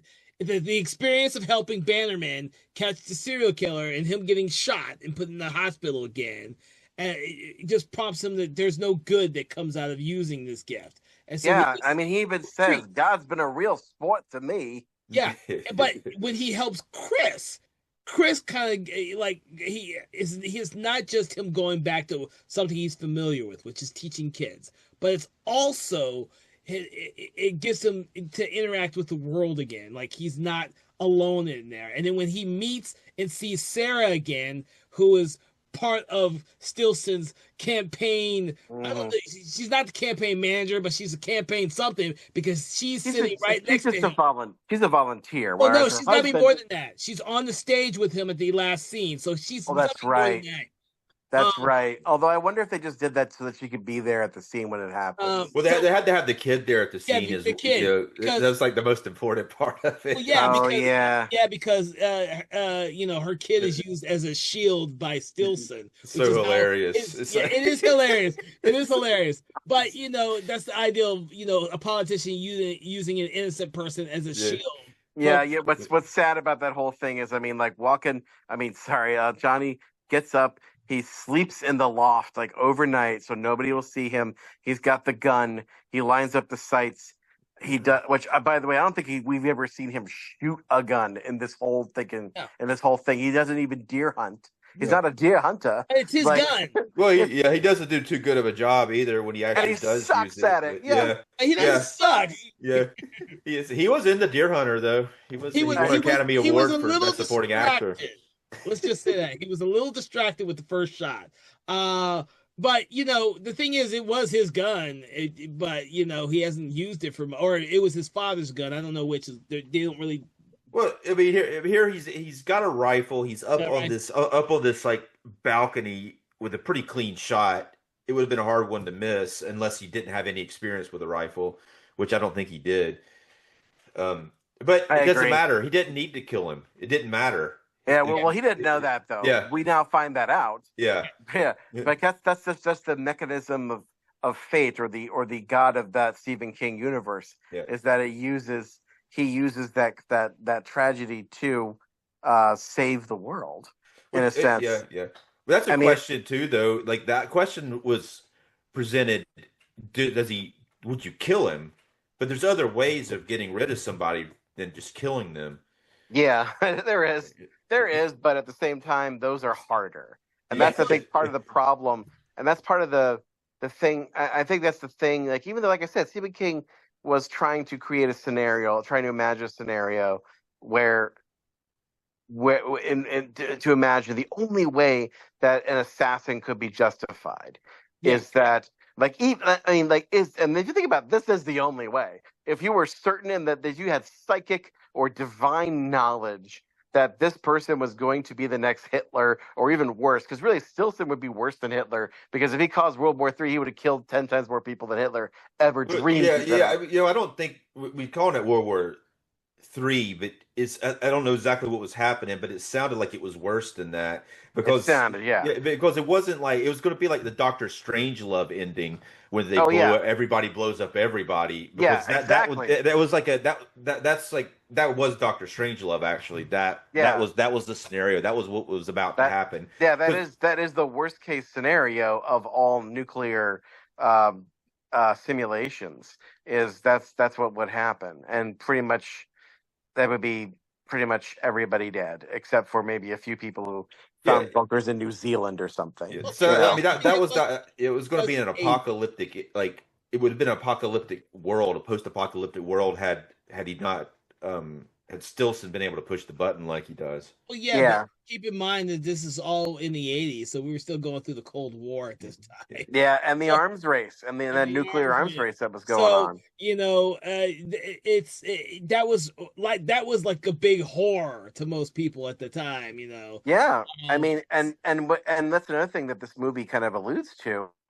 Um, but before I lose my train of thought, I was going with before was this idea that even if it is justified, which in this scenario it is, at least from Johnny's perspective, with all the information he has, there's this is a very justifiable scenario. Like he's lost everything. It seems by all indications this is God's will for his life, basically. There's nothing else he can do. And so, but yet even that, I think Stephen King is showing, and by extension Cronenberg and everybody, that the violent solution, even if it is justified, is still not always the right solution. We only go for it because it's the easier solution. It's easier than try to figure out some kind of other Machiavellian mechanism to bring out the coward in Stilson or humiliate Stilson. Although, and that's a noble idea, because in the end, like if we're not clear, ladies and gentlemen, like he misses him. He shoots at him, he misses, and Stilson in terror grabs the baby, grabs Brooke Adams's baby, and uses the baby as a human shield. And of course, Johnny would never shoot a baby, and so he Luckily, doesn't. they were there taking pictures of everything. There's a bunch of press there. There's yeah. Yeah, snapping yeah, pictures. yeah. Thank God, huh? But But like that all but plays into the whole theme earlier when they're blackmailing another reporter who has something bad to say about him. oh yeah, that's That right. that makes it a very, very important scene because they've manipulated him. They've set him up because they knew he was a reporter that didn't like Stilson. So they set Yeah, him up with the pictures, and that's then they're right. taking the pictures like what in the '80s you would see in a typical PI story. The jilted you'd see these jilted lovers or people who think that they're having affairs and setting them up with it. It's stuff like that was a cliche back then. But the way it's used in here, it's very dramatic because the reporter's not a bad guy. Yeah, exactly. You And know, it's like this with this sending, it feels like even though the violent, like Johnny doesn't kill him, he Mm-mm. can't, because in the end he would be almost as bad as Stilson, but not quite. But like, and it's still, and he still gets punished for using his power. and punished kind of for doing quote unquote the right thing, but yet, uh, but it's Stilson himself brings himself down by showing him what a coward he really is. But yet, history, recent history, has borne out, and they even mentioned this in the commentary, that sadly, maybe Stephen King's wrong because the culture has gotten so bad, and the cult of personality around certain figures of late has gotten so sycophantic and so diehard believer that I wonder, and many others have too, I wonder that if this had gone down with the current president, that whether, like, if something like that did happen, like, say, maybe during the time when he got almost killed, and maybe, like, what if he did take a baby and try to do that? There are those who think that even that wouldn't stop him. That even that, like, his followers would just say, "Oh, like, God chose that baby to flesh," or and they all would try to hold up babies as like a show of solidarity with their cult leader, basically. Yeah, So, like, I think if that had happened, if he'd grabbed a baby, it did exactly what Martin Sheen's character does here. I think it would have been a lot different scenario. I don't know because, like, I mean, years ago, like 10 years ago, even I would believe you, but now I'm not so sure. Mr. Trump has famously said, I could shoot a guy in the face in 8th Avenue in broad daylight and people would still vote for me. And it's literally a thing he said. That's not a misquote. But I mean, So but he's a comedian though. He's hilarious. he's a He'll comedian, but say there are shit people who like take that. him I don't seriously, think Trump's though. a comedian guy. I think he Yeah, he's is. not What funny. he He says hasn't may been be funny. I funny, don't but know. I it's He think not hasn't he's been because funny. funny he's since making a joke. 1998. Yeah. I don't know, man. I think people are misquoting him all the time. Like he'll say some shit and Yeah, but that's they'll come out and say it. You go listen to the actual interview and it's like completely different than the context that they put it in. yeah, and Because sometimes it's even worse. he's got a really dark sense of humor though, which they're able to use against him a lot. But I don't But know. I don't think if he did something if he came out like a coward looking like that, it would have changed things a little bit. It would. I mean, they may have still voted for him, not because of him, but because of how weak the opposition was. yeah, I think that's But the point. I think that's a good point because, like, because I think, like, can you imagine, like, if Stilson, oh gosh, the only way that this wouldn't have turned around, like, if you can imagine, like, whoever Stilson's opponent was, yeah, we have to, like, the political rhetoric around it would have to be like, yeah, Stilson did something horrible, but the Democrats or whatever their other side, yeah, they never say what his party is in this No, they movie. don't. But yeah. let's You know, he assume, could, That's he deliberate. could have. That's Yeah, deliberate.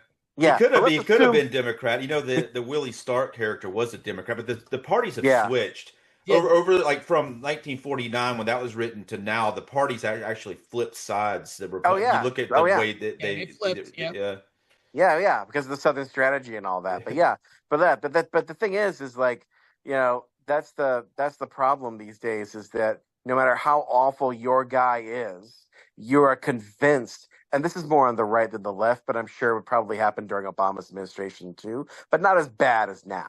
But like it's this weird and I think toxic idea that the other side is so bad, it's so satanically evil that no matter what our guy does or says, we gotta stick with him no matter what because those guys, they're the problem.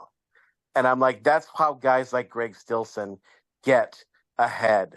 It's not necessarily about us loving them. I mean, maybe that's the way it was back during when this movie was written, maybe.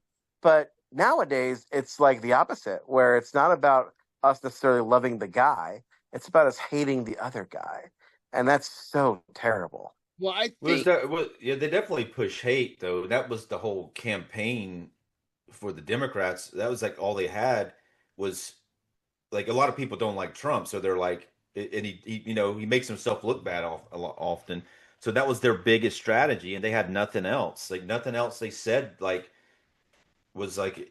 I mean, as far as Mm. I could tell, I didn't hear anything that sounded interesting.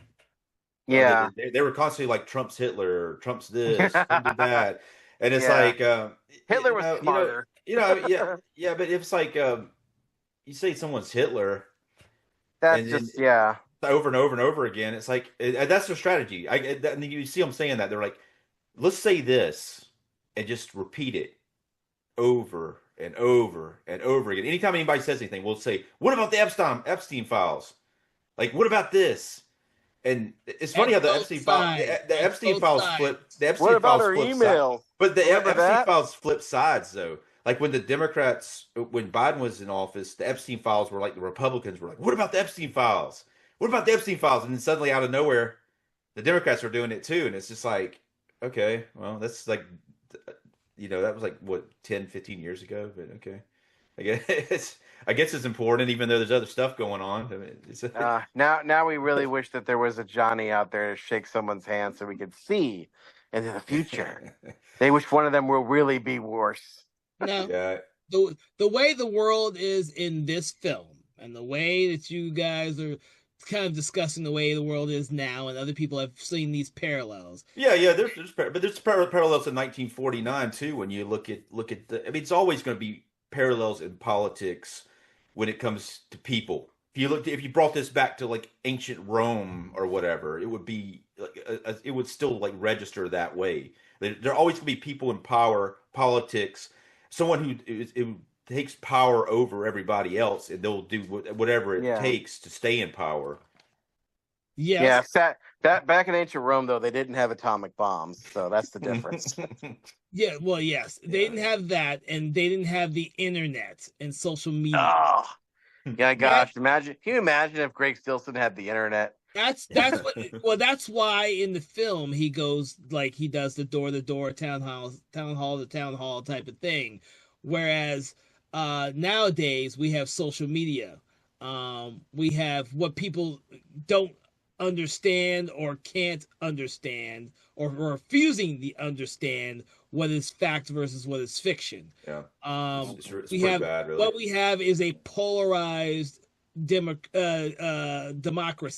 which is exactly what the point of the movie was. It's a polarizing thing because, like you said, Stilson is more of the populist person. He's going for not only the working class person, but also the rich guys as well. He's using the system and the needs and wants of both to get what he wants, which is simply power. We see that in this movie. Stilson wants power. He doesn't care about anyone. He doesn't care how he gets it. And that's what makes him dangerous. And that's why Johnny Smith goes after him. He sees it. He doesn't see any remorse in this character. He doesn't see any empathy in this character. He doesn't need to see that Stilson and his henchman Sonny are manipulating the press. He doesn't need to see that.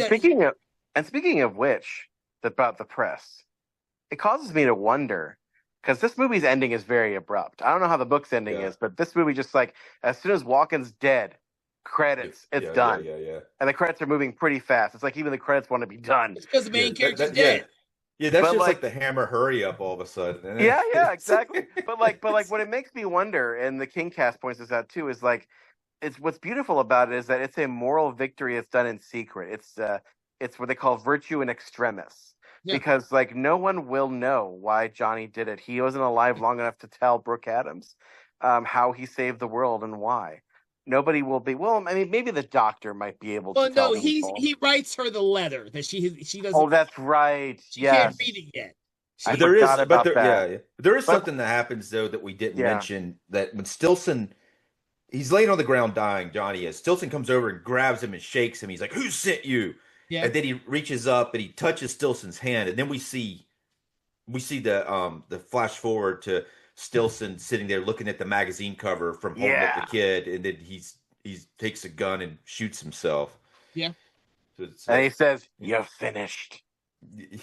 Yeah. Well, you also got to keep in mind that Johnny can see stuff that we aren't seeing as an audience member as well. We don't see everything he sees. We just see what the filmmaker wants us to see. But we know he sees more than that because when he sees the doctor's past, he also can see where his mother currently is and what her name is and all that, which we don't see. Yeah. That's interesting too. Yeah. But everybody doesn't need to know what he did. No, The no, important, I, yeah, yeah. The right. I important know. thing I is agree. that, yeah, Oh, I because the agree important with thing you. is that he kills himself.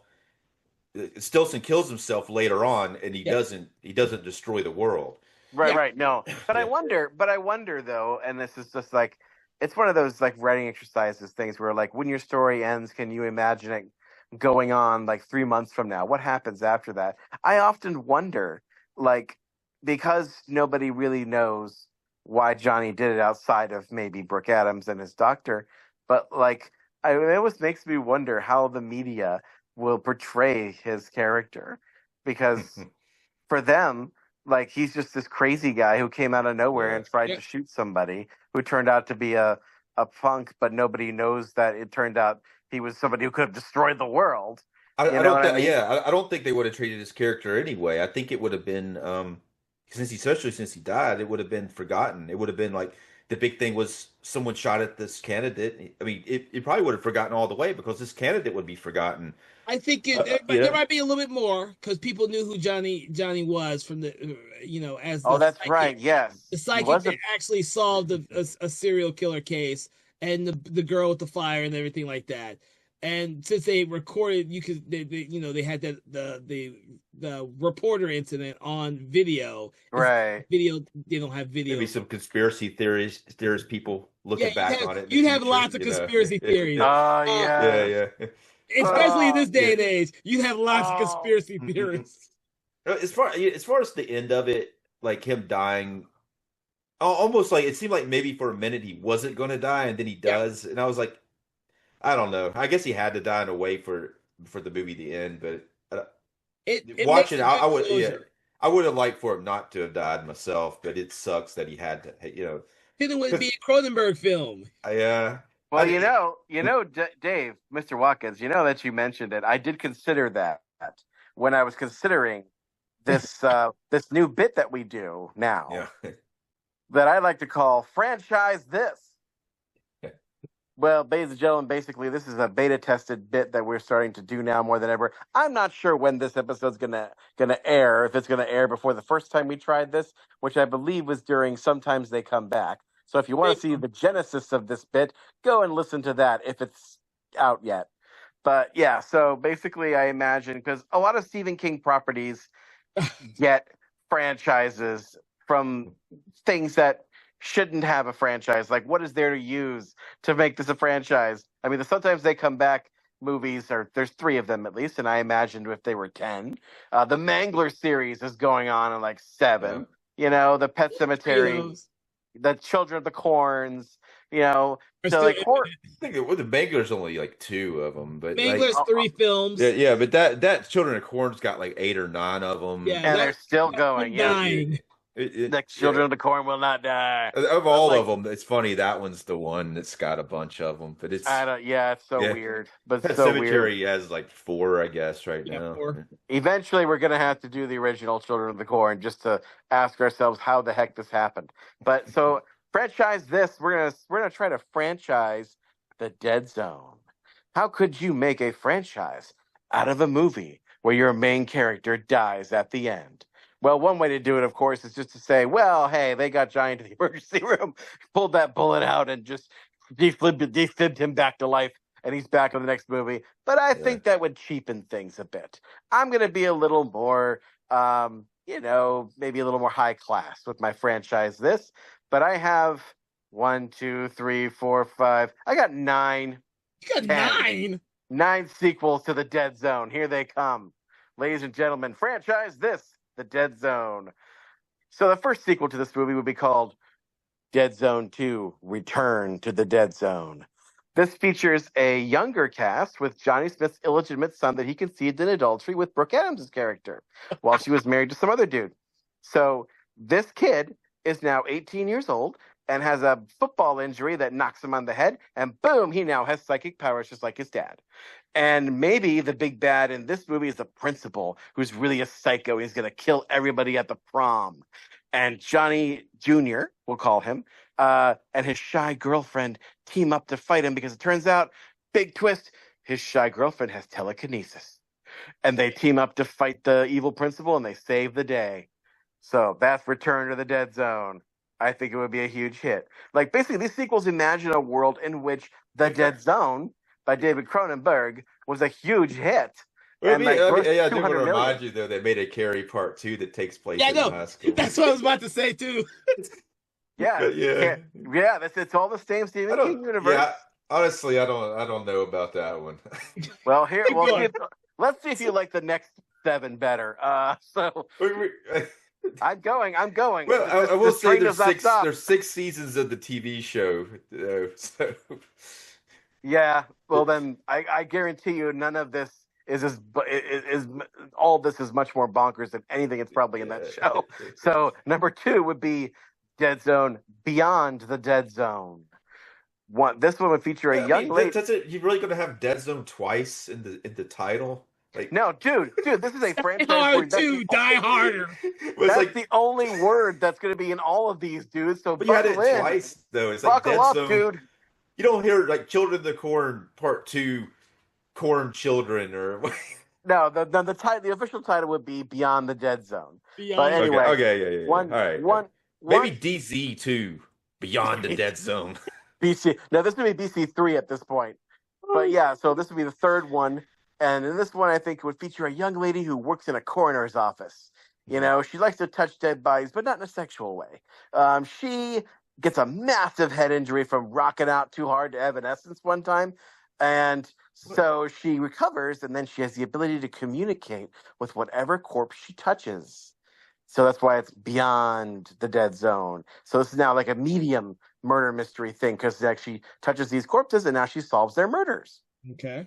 So there's a show like that. iZombie. iZombie, and then also there's another one with Lee Pace in it. Pushing Daisies. Yeah, I love Pushing Daisies. Yeah. This is not quite that, but yes, I see what you mean. So the next one would be even more out of the ordinary. That would be called the Dead Zone Parking, and this will be about a car that tells the future. Anyone who gets inside this car or touches this car sees their future on the road ahead of them. Or it tells the future through kind of like Christine mixed with a Dead Zone. Yeah, exactly. Exactly. Like Christine meets the Dead Zone. Yeah. It could be a sequel to both of them. Yeah. or it tells the future through like seemingly random radio songs like Christine kind of does. But the problem is anyone who owns this car dies. Okay. So yeah, that would be Dead Zone. Why don't they die? I don't know, like random, like. Why did they die though? It's like it's a curse, man. The car's cursed. It's a curse. That movie? Does it have multiple owners in the movie, or is it? I think in Christine Christine has multiple owners before it comes to the guy in the novel. But yeah. So you're like the Dead Zone car. All right. The Dead Zone Hot Rod, we can call it. Maybe that's a better title. So like Dead Zone. Well, I like at least in this one, the Dead Zone car doesn't have Dead Zone twice in the title. So okay, well this one you're not gonna like because this one has the word "dead" in it twice. Dead Zone 5, Dead Lucky. This one. Well, that's better though. It's not like you're saying at Dead Zone 5, Dead Zone Lucky. You know, he's dead lucky. Well, anyway, this one will be about a guy who has the Dead Zone powers. No connection whatsoever to Walken's character. He's just got the powers where he touches people and sees their future. But this time, he wanders into a Vegas casino and makes a crap ton of money. And some other guy who's down on his luck, maybe he's an old lounge singer who's slid into hard times, meets this guy and decides to team up with him to make a lot of money at the craps tables. But of course, things go bad for them when they run afoul of the mob. And that would be that movie. Okay. Yeah, that movie sucks. Pretty sure a lot of them probably suck, Dave. Next is the Dead Zone 6, or as I would call it, Dead Zone 666. This is the one where this is the one where a psychic who can see anyone's future or past by touching them goes head to head with a satanic serial killer. Okay. That's all I got for that one. Wait a minute. So he's a psychic cop. You got him thinking now. Yeah. It's kind of like the first one, you know. It kind of brings back the cop, and it's a serial killer. So I mean, except that one might be okay. Yeah, except he's a Satanist serial killer. Yeah. It's kind of like it's good. That one's definitely gonna be direct to to video or direct Sounds to like the streaming. first But, Power, actually. yeah. No, what it would end up being would be like Christopher Walken versus Nicolas Cage in Long Legs. It would be like that. Yeah. Yeah, Dead Zone 666 coming to a theater near you, maybe. So next one, the seventh Dead Zone movie. This would be called Welcome to the Dead Zone, and it's really just a prequel about Johnny's life before he became a psychic. So it's not really that interesting, but it exists. Yeah. But since the movie kind of gives the hint that he could have had, like, he was gonna go there anyways, whether or without the accident, you can kind of bring it in. Yeah, maybe. Yeah. So moving on to Dead Zone 8. This would be called The Dead Zone. How many are? I thought there's 7 of them. Well, there's more than 7. It's a little hard to keep up with because my notes app numbers them in order. Yeah. So this is the 7th on the list, but it would be Dead Zone 8 because it's the sequels from the first movie. Oh, I gotcha. Yeah. So this is the last one. This is the final chapter, right? No, it's not. There's 2 more. This is the Dead Zone. It's called The Dead Zone, and surprise, it's not even a movie. It's an anthology series like The Twilight Zone. But it's got creepy stories about psychics and ghosts and stuff, hosted by Christopher Walken. That one actually could work, actually. Yeah, I could see that being made. The next one would be Dead Zone 9. It would actually be called Dead Zone 9, and it would be about a bunch of psychic astronauts who are exploring a region of space called Dead Zone 9, where apparently every ship that goes in there loses communication, and nothing gets in, and nothing gets out. And of course, we should call the ship. We should call the ship the Dead Zone 9. Why would you call a ship Dead Zone 9? That makes no sense. It's called Deep Star 6. That makes sense, though. Yeah. It doesn't make sense Zone for it to... 9. Yeah, I guess it is kind of like I got a bad connotation to it. Someone might not want to get on that ship. Yeah, exactly. Exactly. So, like, they go to this. Obviously, the psychic crew goes to Dead Zone 9, and of course, they find out there's like a portal to hell in there or something, and fight, weird paranormal stuff or a time loop or something. Yeah, it writes itself.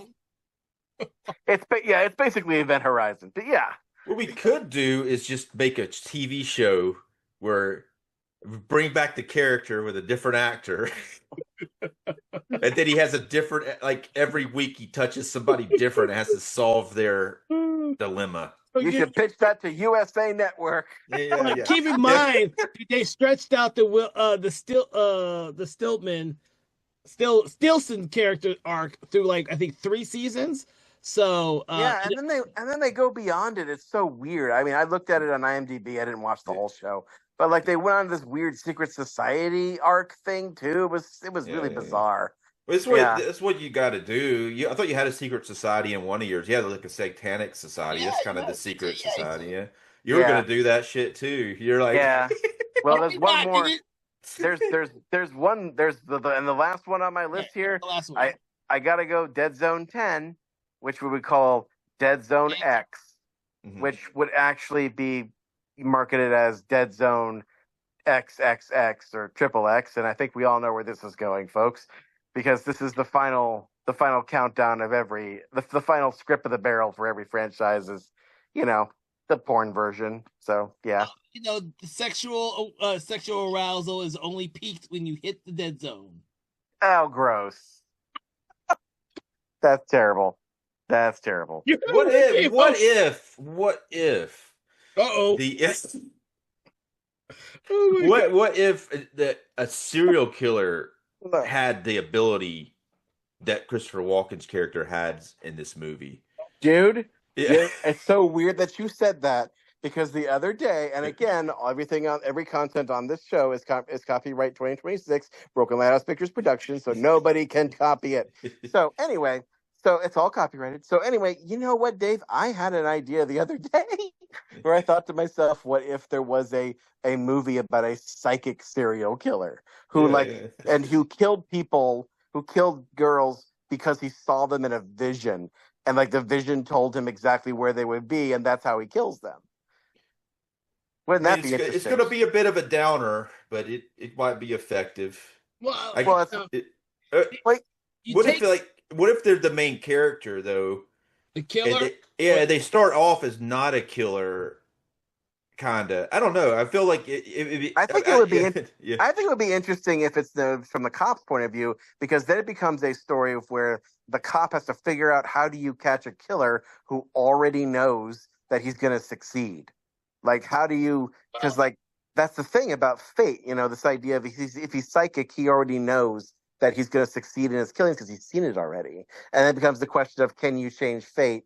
And a cop who doesn't have any psychic abilities, who probably doesn't even believe any of this stuff, has to like figure out, how do I stop this guy? Well, of course, at the beginning, he's like, clearly he's crazy, and he has to prove it to himself whether it's real or not. And it could be a thing. It feels like a little bit like the first Power or Hideaway. It feels like that. Those. Hideaway, Jeff Goldblum in that, right? Yeah, Jeff Goldblum and Jeremy Sisto. Jeff Goldblum, yes. Wow. Yeah, that's you tell it from the serial killer's point of view. It makes it tougher to get behind him, but you do have to have a cop character in there, but maybe like not the main character. Maybe he just comes across him. But it has to be developed in some other way, because I think if you told it from the cop's point of view, it's going to be like a lot of other stuff. Yeah. It's gonna. Well, I mean, it could be. Plus, like a modern. The cop has to find out during the course of it that the guy can see the future. Oh yeah, for sure. Yeah, so it makes it so it's like it ends up being a reveal, which is not going to be that interesting of a reveal. We can workshap that later, dude. We gotta finish the show here. This is not Tom pitches ideas over the interweb. No, this is all about Cronenberg's The Dead Zone. And is there any other things that we need to discuss about the film? Of course there is. We could talk about how Arnold Schwarzenegger could have done that last line a little better, because you're finished. It's a little meh. Don't you think? He could have finessed that a little bit, right, guys? Well, if you have a couple of those, yes, we'll add those in. Go ahead. I got 5 of these, Kevin, so here they go. Number 1. He's lying on the ground dying. Stillson's like, who sent you? And he says, next time you try to use a baby as a human shield, make sure it's your own baby. Dead. Number 2. What? All right, go ahead. Make sure it's your own baby. I don't know why that sounded much funnier to me earlier, but anyway, here we go. Just like I liked half of it, but when it's make sure it's your own baby, I'm just like, I'm overthinking it. Go ahead. You are overthinking it. Anyway, I think it's late. I certainly didn't overthink it. Number 2. Don't worry, Stillson. You can still run for president of hell. Okay. Number 3. Some bullets take longer to hit the target. That one's a little poetic, Yeah. That was not funny, but that's it's a little poetic there, yeah. Just thought I'd change it up a little bit. Yeah. Okay. Now, last 2. Number 4. Looks like you won't be starting any apocalypse now. Yeah, all right, that's not bad. Because it's Martin. Yeah. That's a lot. There's a lot to that one. Yeah. You thought about that one. I did. Like, no, you thought about that one. Yeah. It's a whole lot smarter than the final one, which is, Stillson, you won't be back. And that's it. That's my Schwarzenegger alternators for The Dead Zone, starring Christopher Walken. Directed by David Cronenberg. Written originally by Stephen King. I do want to thank you both for having this conversation about The Dead Zone. So everybody, at this point in our conversation, what we love to do is we love to rate the film between 1 and 5, 1 being poor, 5 being amazing. But what we love to do is pick an object, quote, or saying from the film in order to attribute to our rating. What is your rating, and what object, quote, or saying would you like to attribute to your rating? And we're going to start with Dave. I will be stealing the scissors for my good choice. My pick here. Good choice. Yeah, I'll give it 4 scissors. Okay. How about you, Thomas? Well, I thought about maybe doing his cane, because it's a neat little cane. And there's a lot of other things we could do, but honestly, I think ultimately the ice is gonna break. And I think I would pick The Broken Ice. So I'm gonna rate this movie 4 broken ices out of 5. It's a classic. I don't I do not there's a few nitpicky things here and there about it, but and it also maybe doesn't quite reach the stylistic heights of, say, Dead Ringers or The Fly, or any of Cronenberg's other later masterpieces. But honestly, this is top tier adaptation of the Stephen King work for me. It is the one like Walken performance that I think of when I think of Walken's. And weirdly enough, this is one of the few times in Walken's career where he plays a good guy and he does it effectively. And that's saying something. Because most of us like to have the stereotypical view of Walken as the bad guy, the heavy, the crazy guy who says weird, funny things randomly and says, wow. But no, this is different most of the time. Yeah. But yeah, he definitely was earlier in his career when he was playing these type of characters more often before he kind of became more typecast. Yeah, Podcast, because he does a little bit of all types of characters all the time. Yeah. Especially when he's doing the random comedies, or he does a lot of stuff. But he's got a point though. He does play off of that. He does kind of become a little bit of a caricature in some of his stuff, but he's always entertaining to watch. Yeah. Even in the plethora of prophecy movies. Another endless cycle of franchise. He's in 3 of those. Even the third one, which he's still entertaining because he's not in the last 2. Is he only in the first 3? There's 5 of them total, and he's not in the there's last 5. 2. Yeah, he's not in the last 2 of them. I only ever saw those once, dude. I don't remember those I at know. all. Yeah, I mean, I remember the first one really good, but I saw it at the theater. I love that me movie. too. It's really good, but yeah.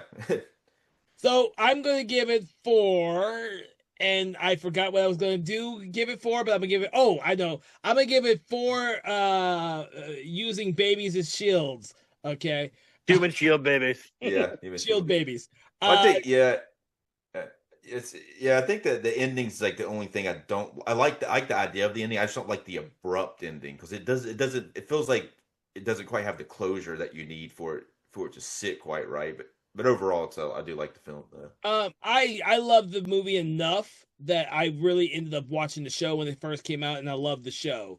The ideals in this film were better handled and explained and emphasized in the show as the show went on, because they had more time to do it in. And when I went back to rewatch this film, I thought I was not going to like it as much, but I do like the way that the story is it is structured for this particular story, and all the little hints that are early in the film that kind of lead and segue into the other segments of the film, like we've been talking about. This is a very almost segmented film, but the way all of those elements and story and visual cues are there makes this a very well put together film. It is not one of your typical Cronenberg films. We will see. This is not, But then again, even Cronenberg has done non-typical Cronenberg before. This is not the first time he's done this, and it won't be his last. And so I look forward to that. So with that, I hope you all have enjoyed this conversation about David Cronenberg's The Dead Zone from author Stephen King. Please check out all the other amazing episodes in which we are discussing other films adapted from the works of Stephen King. There are plenty of them out there, not only from this year and this month, but also from last year and previous years before that. With that, I want you to like, follow, share, subscribe, do that thing you do with your favorite podcast and your favorite podcast app, Spotify or YouTube. And please make sure to check out our other podcasts, Conversations in Hammer Studio Horrors, in which we delve into the amazing oeuvre that is the 60s, 70s, and 80s of the Hammer Studio horror films. If you like classic horror films, you will love that one. We have a really great time discussing those type of films. From all of us here at Something Wicked Entertainment, I want to wish you a pleasant day, and just stay out of the dead zone, people. Wow. Conversations in Horror is a Broken Lighthouse Pictures production, written, produced, and directed by Kevin L. Powers, executive producer Kelly A. Inoka. All contents and material from this episode of Conversations in Horror is copyright 2025 Broken Lighthouse Pictures.